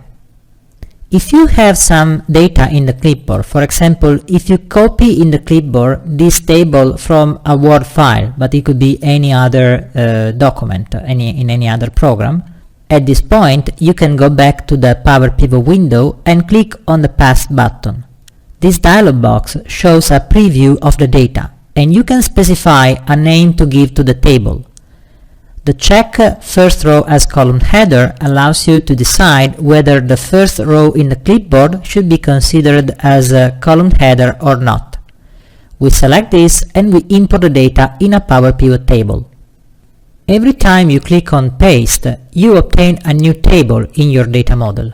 However, there are other two options in the clipboard operation: Paste Append and Paste Replace. By clicking on Paste Replace, you are going to replace the content of the current table with the content that you have in the clipboard.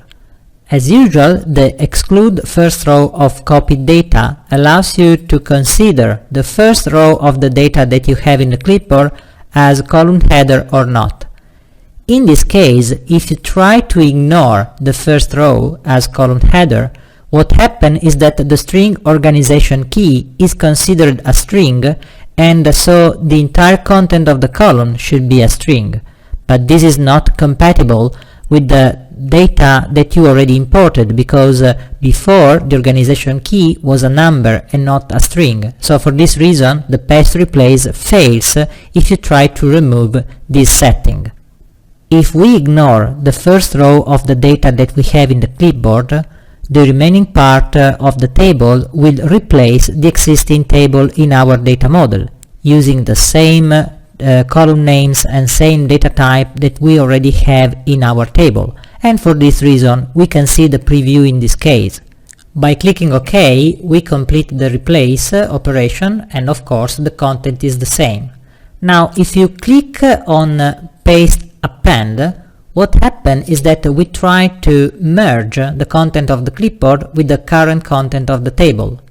At this point, again, we have to check the first row, so we want to exclude the first row that we have in the clipboard from the data, and when you complete the operation, you see that the same rows appears twice in this table. So we have duplicated rows because we imported the same table twice. Using the clipboard in PowerPivot could be a good idea only to do a very quick prototype, but it is not very comfortable as soon as you want to refresh this data. A better option is past data in Excel. For example, we may paste the same content in an Excel workbook and then create a table, and we can name this table. For example, we can decide to give it a name of organizations, and then we can use the PowerPivot linked table. By clicking on Add to Data Model, this table is imported as a linked table. The advantage of this approach is that you can go in Excel and you can put other informations, or also you can add some data, or you can add columns to your table without having the need to completely rebuild the content of the table, or trying to understand how to change a single row in the table that you imported from the clipboard. You can import data from a reporting services report directly into a PowerPivot data model. In the PowerPivot window, you have a specific option in the From Other Sources dialog box for importing data from a report created with reporting services. This dialog box shows you a preview of the report, but requires the URL of the report itself. Now, in order to understand what we have to write, let's go in the report server window, and from here we can copy the URL by getting the first part of the URL that address the home page of your report server. But we have to change one part of this name. Instead of report, we have to write report server. The remaining part of the URL that contains the name of the instance and the name of the server where the reporting services server is hosted is the same, so we just rename reports to report server.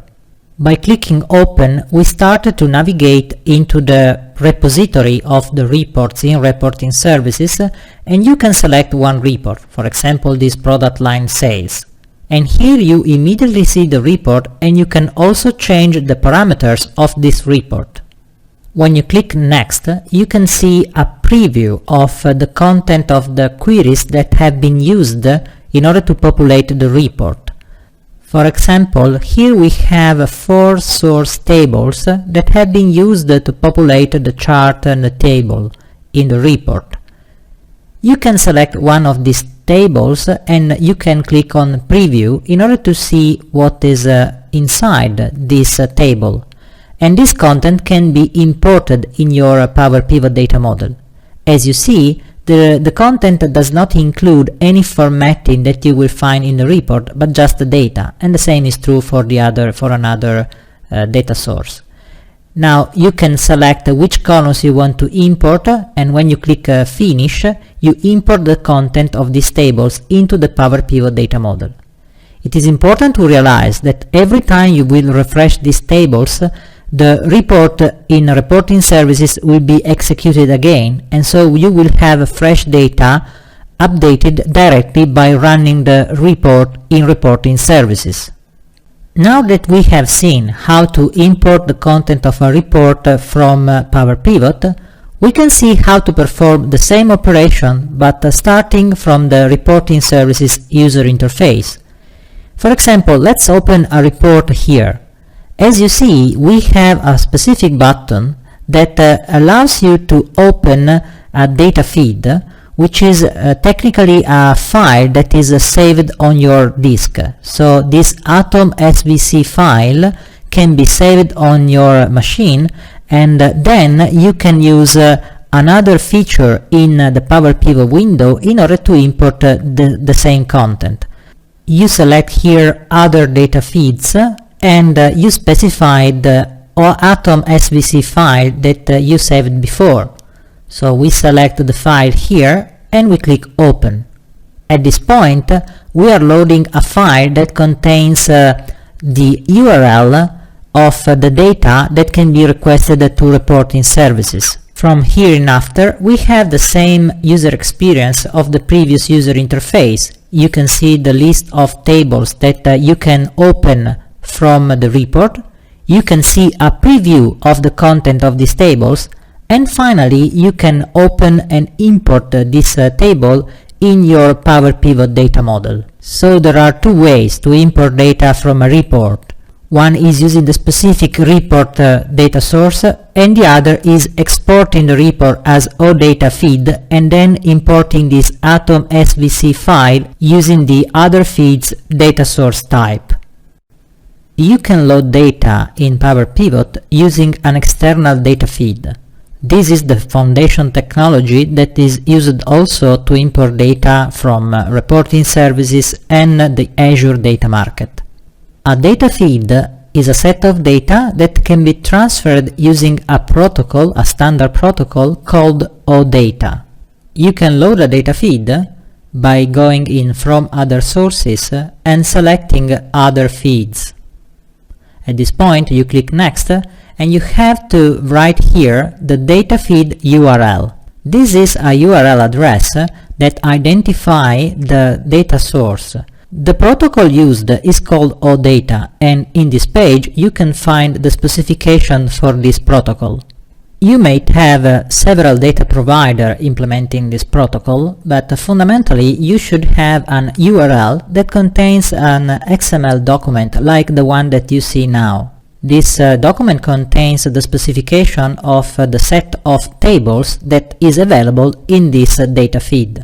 Once you know that the URL for a data feed is correct, you can just copy and paste it in the table import wizard as a data feed URL. At this point, you can click Next and proceed with looking at a list of the tables available. You can select the table that you want to import, and you can also preview the content of each table so that you can decide in advance which column you want to import, and you can confirm the selection and then click Finish. In this way, you can load the content of the table that you selected, and you will see the data in your Power Pivot data model. Every time you will refresh this table, the OData feed will be contacted again, and a new copy of the data will be downloaded into your data model. The Windows Azure Marketplace contains several data feeds that can be free or on sale. You can load these feeds into the Power Pivot data model using a specific user interface that enables you to look for the data feed that you want and to select filters on the data that you want to download from the marketplace. In Power Pivot window, you select From Data Service and then From Windows Azure Marketplace. At this point, you are connecting to the service Windows Azure Marketplace, which is a repository of many data feeds that can be free or can require a fee.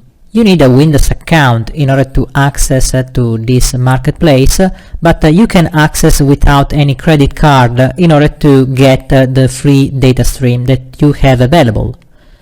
Now, for example, we can search for data feeds that contains specific information about the keyword that you type. For example, if you write crime, you filter all the feeds that contains data related to crime, as you see now. You can continue the search, for example, by writing population, and in this case you can see data feeds that contains information about the population of an area. A common need in Power Pivot is creating a date table, and so you can use the date stream data feed, which is a free data feed available in the marketplace that can be easy to use in order to create a table that contains all the columns that you need in a calendar table, in a date table. By selecting the data stream data feed, you have another page that allows you to filter data and to select which columns to import. For example, the year key column can be filtered selecting only one year, and in this case you type 2010 and then you click the filter button in order to see a preview of the data that you will import. The checkbox that you see in the lower part of this dialog box allows you to select different tables that will be filtered according to the filters that you applied before. Every checkbox corresponds to a specific table that may have just a different localized version of the same calendar, but we have also other two special tables, which are hour-minute and hour-minute-second. These two tables are not filtered according to the filter that you applied to the calendar, but they contain a fixed number of rows, the number of minutes that you have in a day for hour-minute, and the number of seconds that you have in a day for hour-minute-second. We select only basic calendar English and hour-minute, and we confirm the selection of the query in order to go to the next step. Once you confirm the name of the connection, you can see the list of the tables that are going to be imported from the data feed. In this case, we only selected the basic calendar English, and we import the entire content of the data. In this case, we have 365 days because we selected only 1 year. This is just an example of how much time you can save by downloading ready-to-use data feeds from the Azure Marketplace. Of course, there are much more data feeds that you can use, and I invite you to see what is available on this service. PowerPivot can import the content of any SharePoint list. Before starting the import of data in PowerPivot, let's take a look at the content of a SharePoint list. In this example, we have the budget in a SharePoint list that contains a budget value for several countries. As you see, the SharePoint list has several tools, and in particular we have the Export as Data Feed button that allows you to create an atom SVC file which corresponds to a data feed information for PowerPivot. I already saved this atom SVC file with the name of budget. So now I can go in from All Data Data Feed, and I can select the atom SVC file that I saved before, the budget atom SVC file. Now you can click Next, and you can see the preview of data that you are going to import. In the preview, you can see that there are much more columns than what we have seen before in SharePoint, and the reason is that there are technical columns that contains information used internally by SharePoint. We only selected the columns that we are interested to, so country budget, and we click OK. We exclude all the other columns that are specific for SharePoint.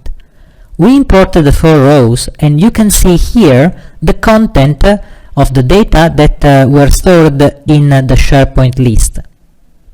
The next step is that we can update the data in SharePoint and then see how we can refresh the data in PowerPivot too.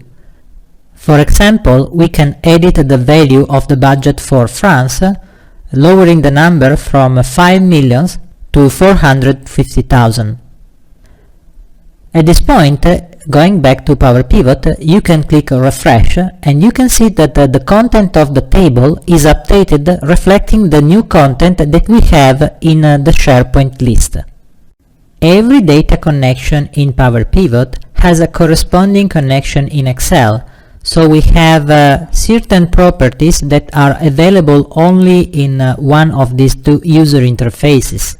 Let's start from the properties that are available in the PowerPivot user interface.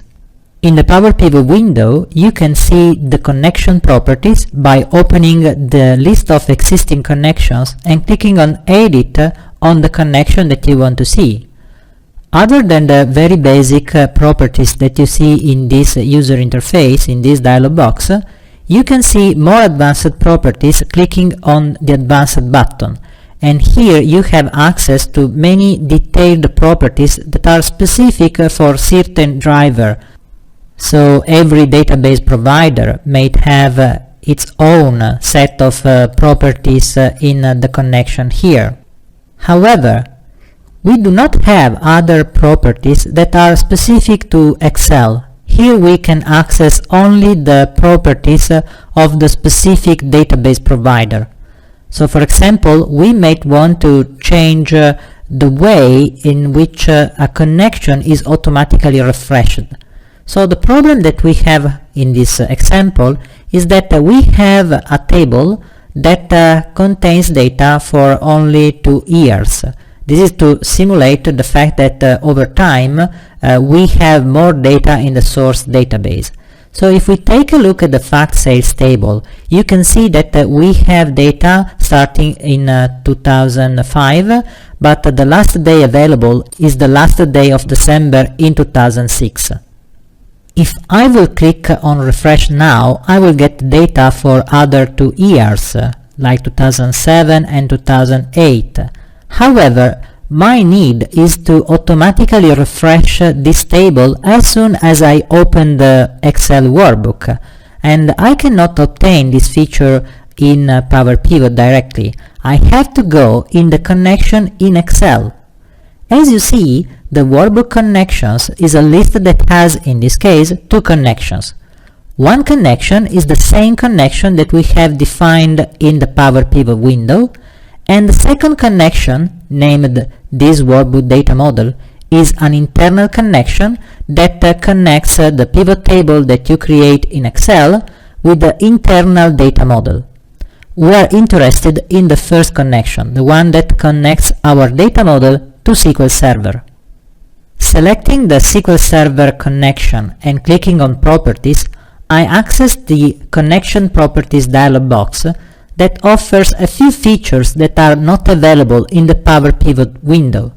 One is refresh data when opening the file, that allows me to automatically refresh this workbook when I open the workbook itself. The other, that we do not see in this demo, is refreshing data in a certain period of time, that is expressed in minutes. We enable the refresh data when opening the file, so as soon as we open this workbook again, we will see the other 2 years that are available in SQL Server.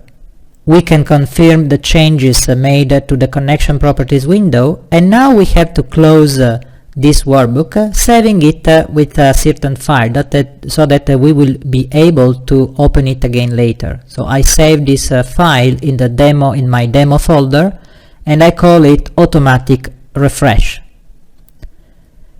Now I close this workbook, and as you see, before closing I had 2005 and 2006 years available in this pivot table.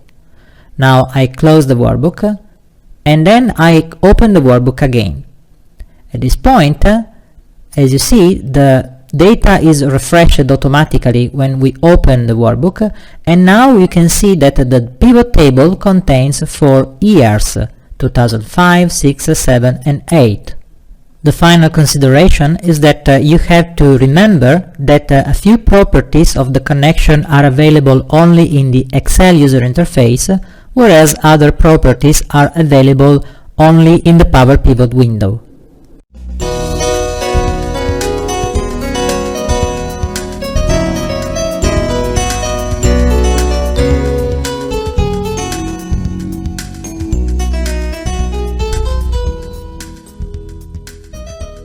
Welcome back! It's now time to learn data modeling. Data modeling is a difficult skill. BI professionals normally take years to master it. You as an Excel user need to know at least the basics of data modeling, which I'm going to teach in this module. So follow me.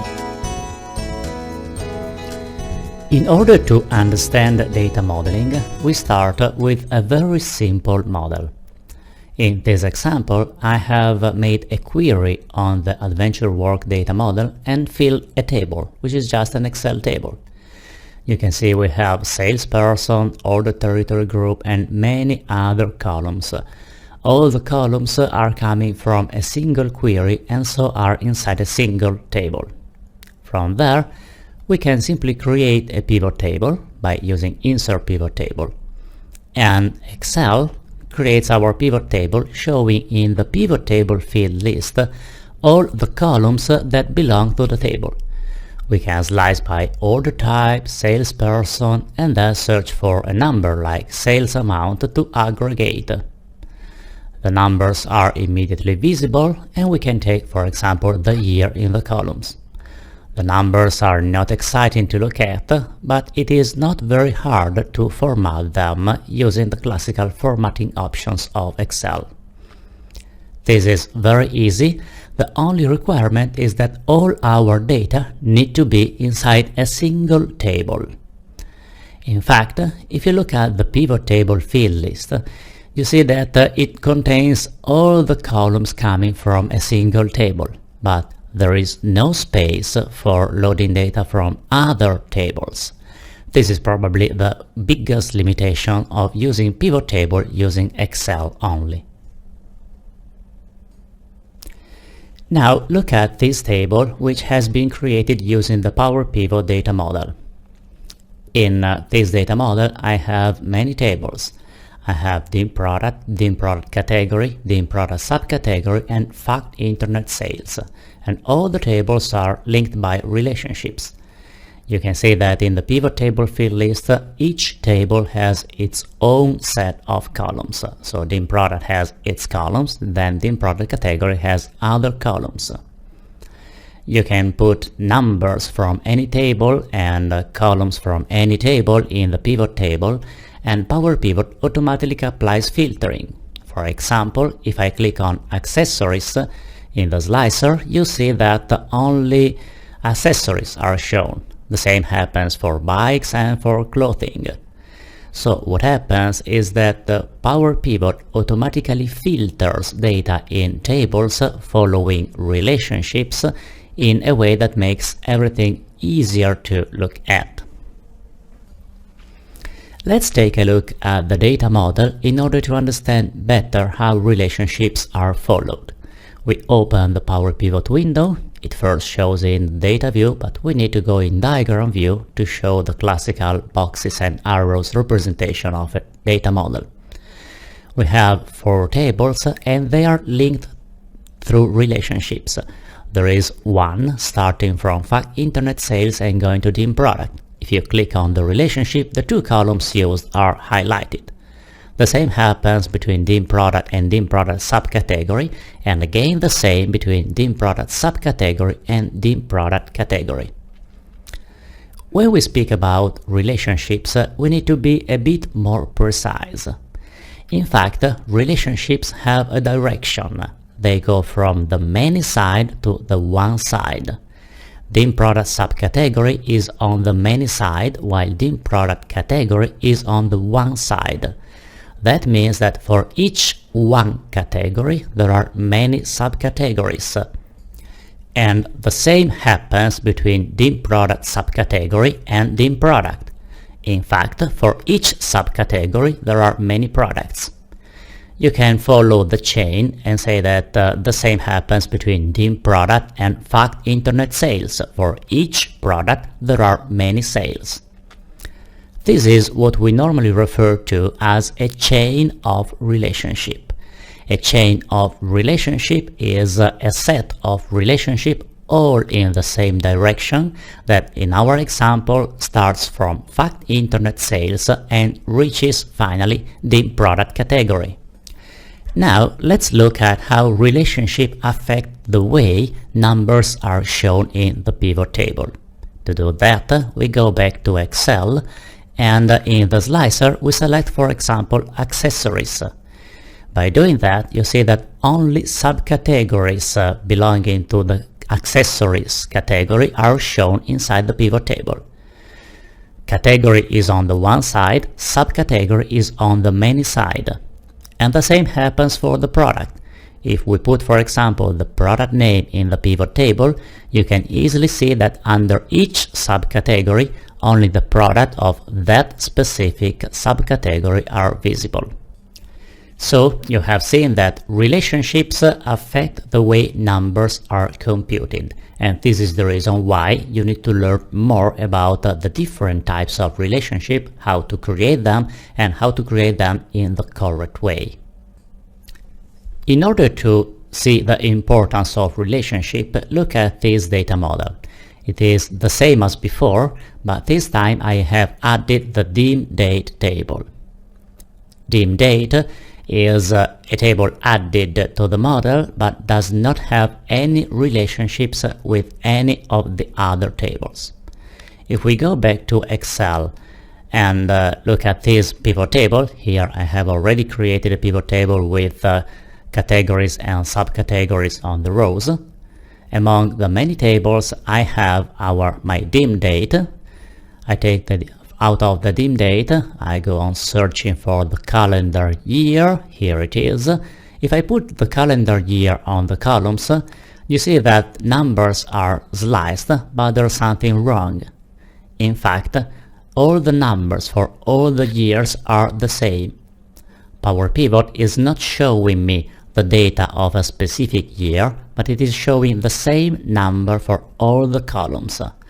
This is what normally happens when you do not have relationships among tables.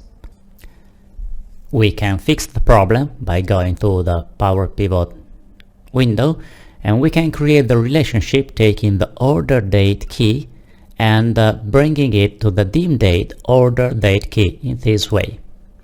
Power Pivot creates the relationship, and if you look at it, the arrow starts from fact internet sales and reaches dim date.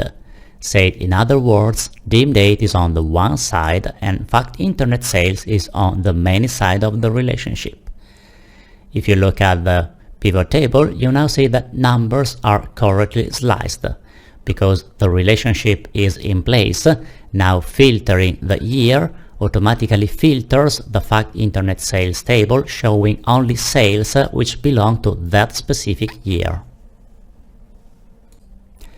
Now I want to show you what happens if you do something wrong with the relationships.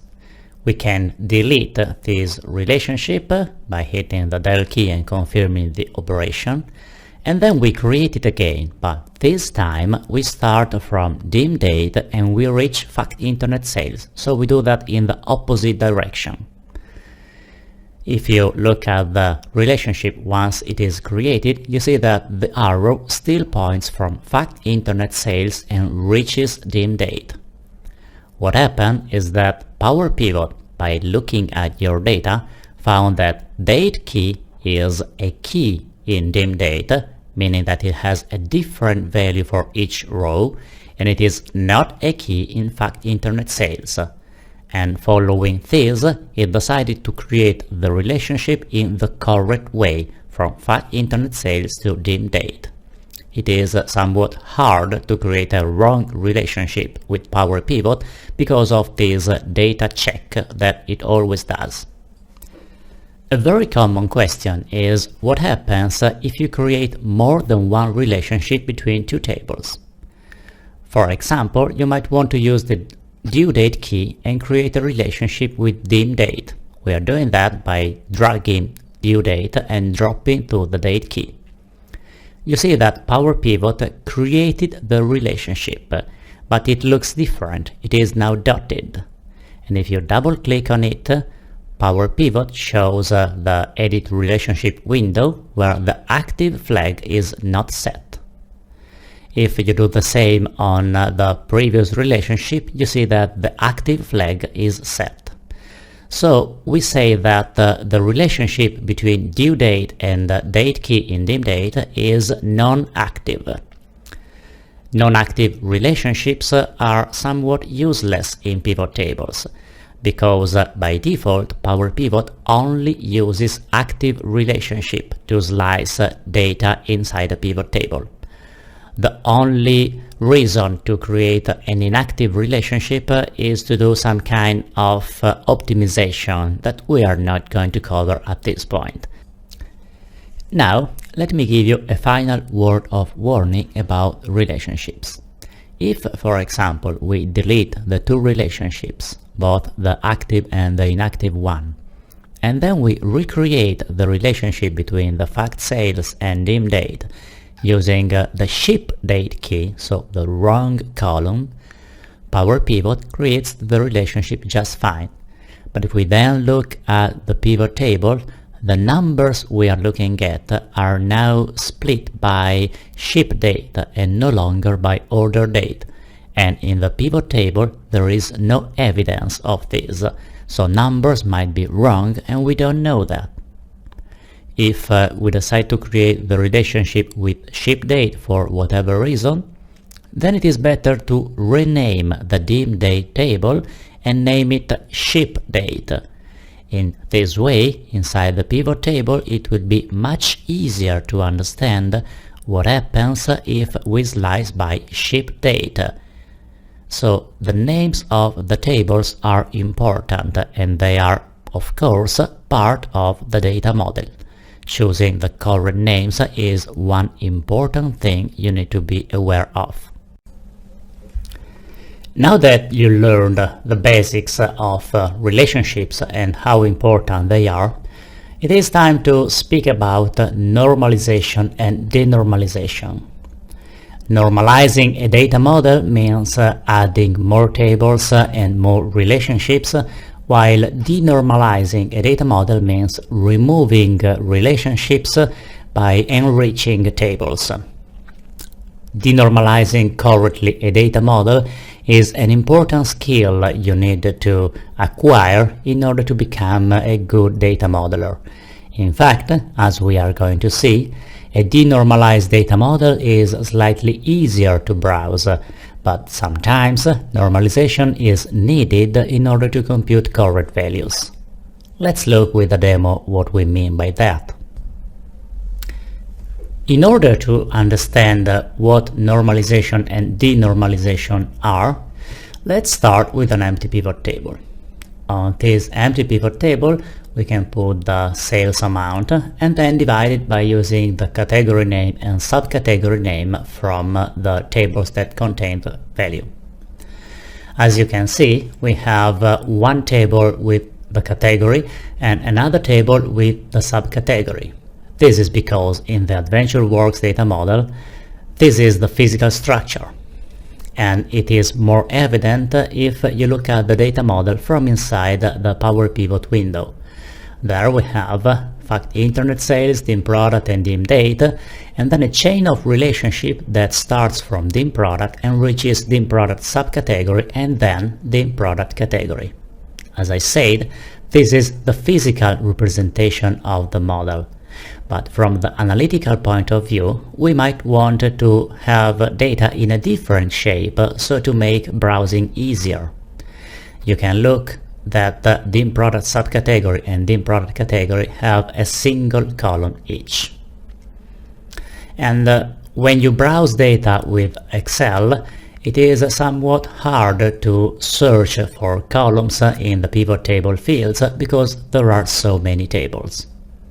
So it might be a good idea to take the values of the category name and subcategory name from these two tables and bring them in the dim product table, which is something we can do by using Power Pivot and the DAX language.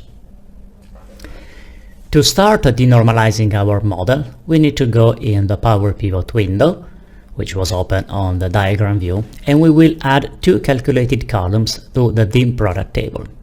So we need to switch to Data View, search for the dim product table, and then we go to Add Column. We will create a new column in the product table that contains the subcategory name.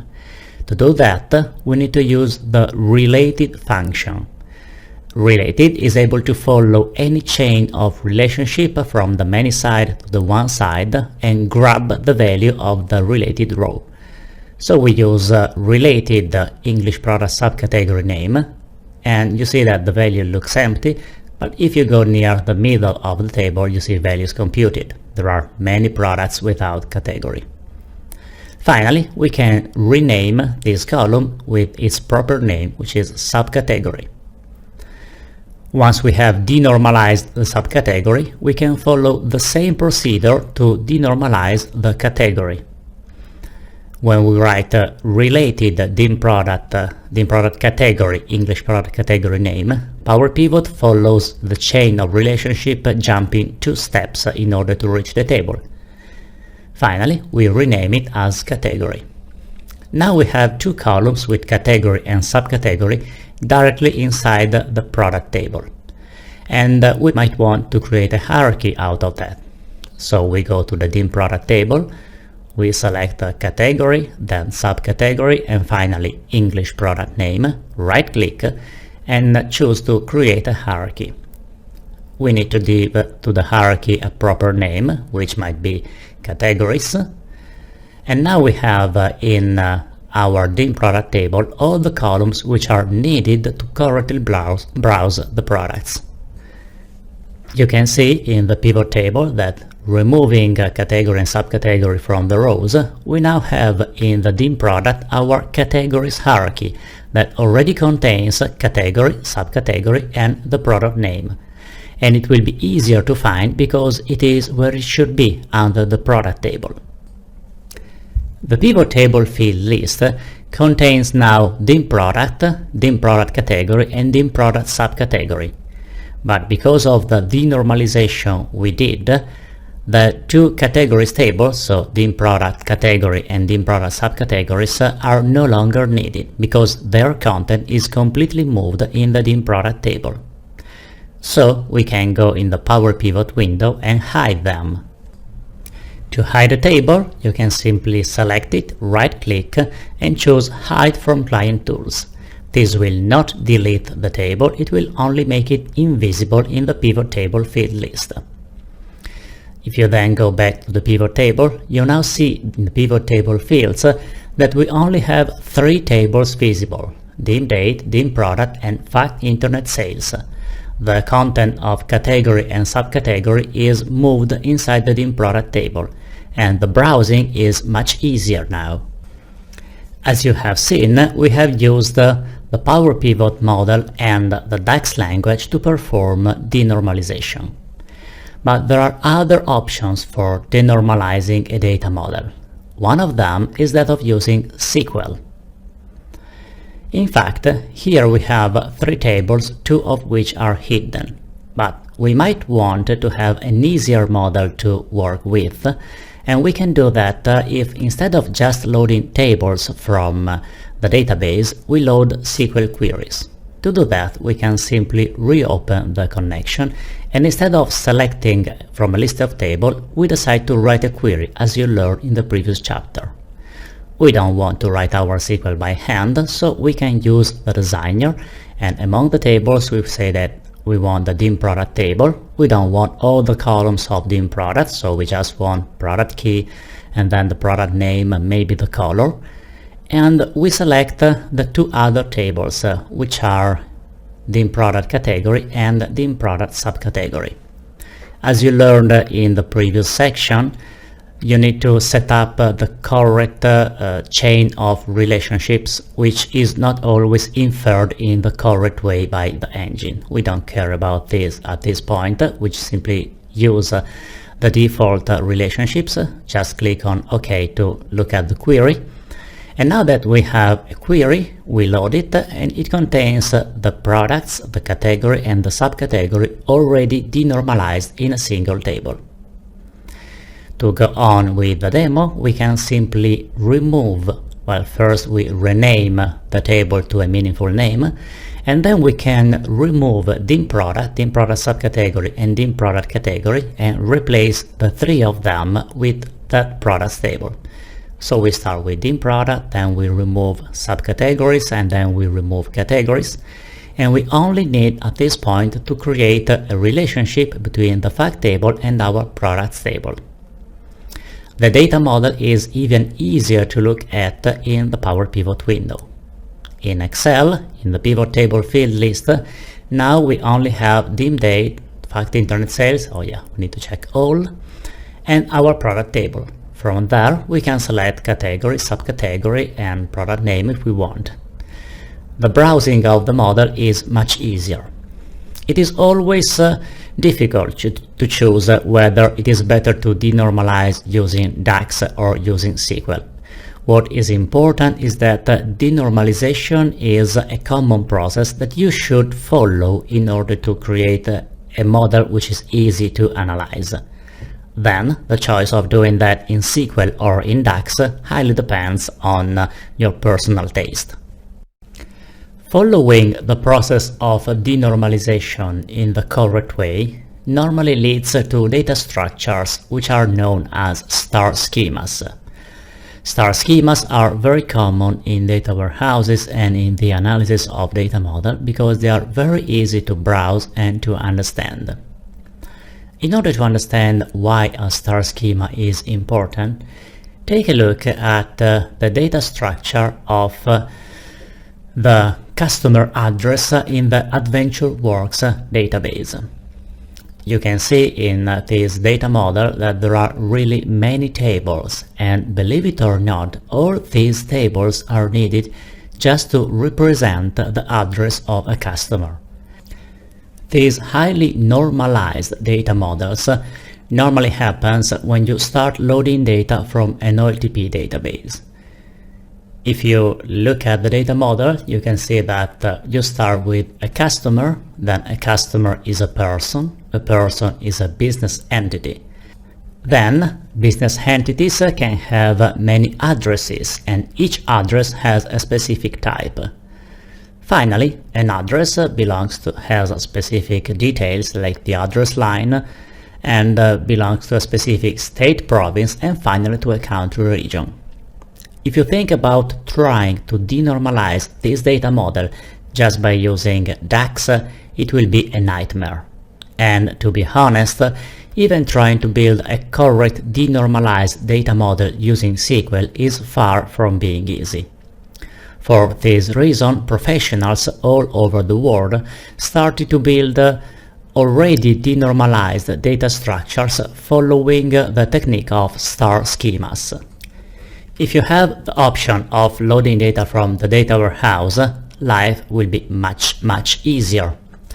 Because the data warehouse is a data model that some professional has prepared for you, where data is already prepared for querying.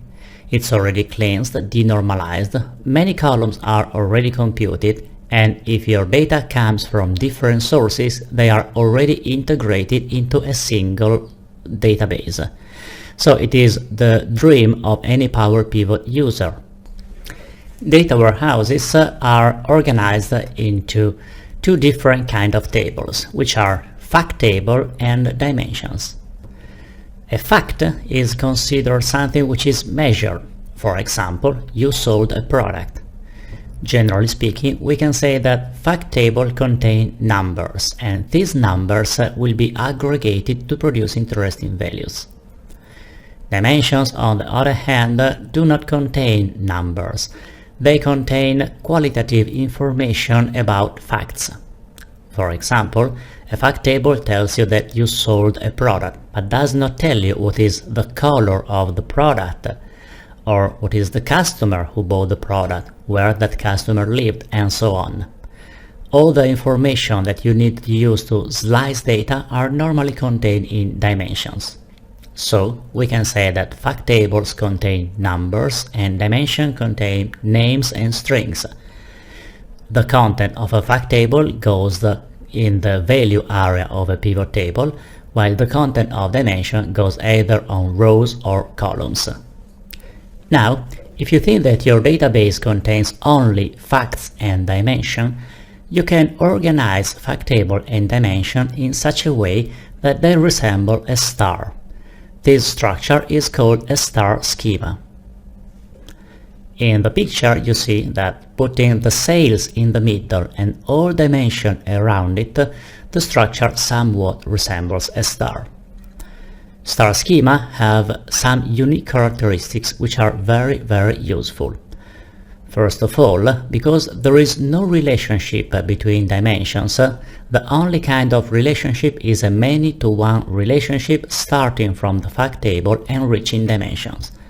This makes it very easy to build the Power Pivot data model and follow it. I now want to show you how easy it is to load data if you have a data warehouse with a star schema available. In Power Pivot, you start loading from SQL Server, then we provide as usual the server name and the database name to connect to the data warehouse. And when you click Next, you can easily select from a list of tables.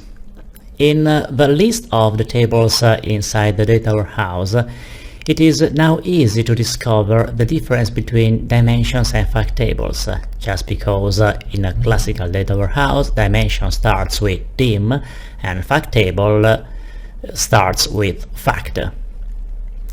You can start selecting fact internet sales as the main table, and because you know that dimensions have a relationship with the fact table, you can use select related tables that will select all dimensions which have a relationship with the fact table.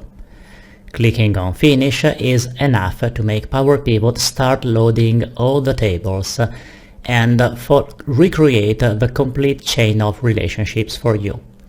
You can easily see that in the diagram view. The diagram view of a star schema is very easy to browse. Of course, we need to zoom out a bit in order to recognize the shape, but you can see in this picture the same star schema you have seen in the previous slide. The fact table is in the middle and all around there are dimensions. The same simplicity happens if you create a new pivot table. Because the data model has already been created and you see all the dimension, you see customer with all the attributes of a customer already computed in the data warehouse. And that happens for all dimension. You can take, for example, the English education, and then from fact internet sales, where you know there are numbers to aggregate, you can take the sales amount and start browsing your data immediately. So this is just to explain that if you have a data warehouse available, the creation of Power Pivot data model and the analysis of data is much simplified. If on the other hand you have a standard database and you need to create everything by yourself, then life is much harder, because the process of denormalizing correctly a data model is not an easy task. As you have seen, normalizing a data model is useful in order to get a better model to analyze. That said, if you denormalize too much, then you reach a situation known as over-denormalization. Over-denormalization is really bad, because it makes any kind of analysis very complex. And you might easily fall into the over-denormalization trap if you load data from views or from reports which have been built for different purposes, which are not that of doing Power Pivot analysis. Let me try to explain you what over-denormalization is and how to avoid it, or at least how to solve your reporting needs in case you happen to work with an over-denormalized data model. To show an example of over-denormalization, I have prepared a couple of views on our data warehouse that simply denormalize too much. So, to start the demo, we go to the Power Pivot window and then we connect with the data warehouse. So, we follow the usual technique of connecting to the database, provide the server name and then the database name. We open the connection, and when it comes to look at the list of tables, if we scroll to the bottom, at least on my demo, I have created these two views, reseller sales and internet sales. Let's start taking a look at the content of these views. Once the data is loaded, you can see that in the fact table I denormalized the order date, the year, the product code and the product name. So I denormalized the product in the internet sales, and I did the same operation in the reseller sales. So now I have two tables containing products and sales. Of course, I cannot create any kind of relationship between these two tables, but they seem to contain all the necessary columns which are needed for my reports. Let's start creating a pivot table and look at what happens. We create a pivot table, and then from the internet sales, for example, we take the product name, which is easy, and the internet sales, which shows the sales over internet. These numbers are fine, and let me understand what happened on internet. But what if I want to compare the sales in internet against the sales of resellers? I can go to resellers, take the reseller sales column, and you see that the number is clearly wrong. It is repeating the same number for all the rows. And of course, we know that this happens when there are no relationship, as it is our case. PowerPivot suggests us to create a relationship between the two tables in order to solve the problem. So, we can go to the PowerPivot window and try to create a relationship between these two tables.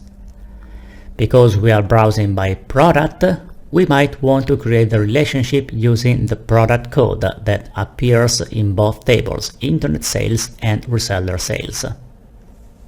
But if we take the product code from internet sales and drop it on reseller sales, we get an error as a result, because product code is not a key in either internet sales or reseller sales, so the relationship cannot be created.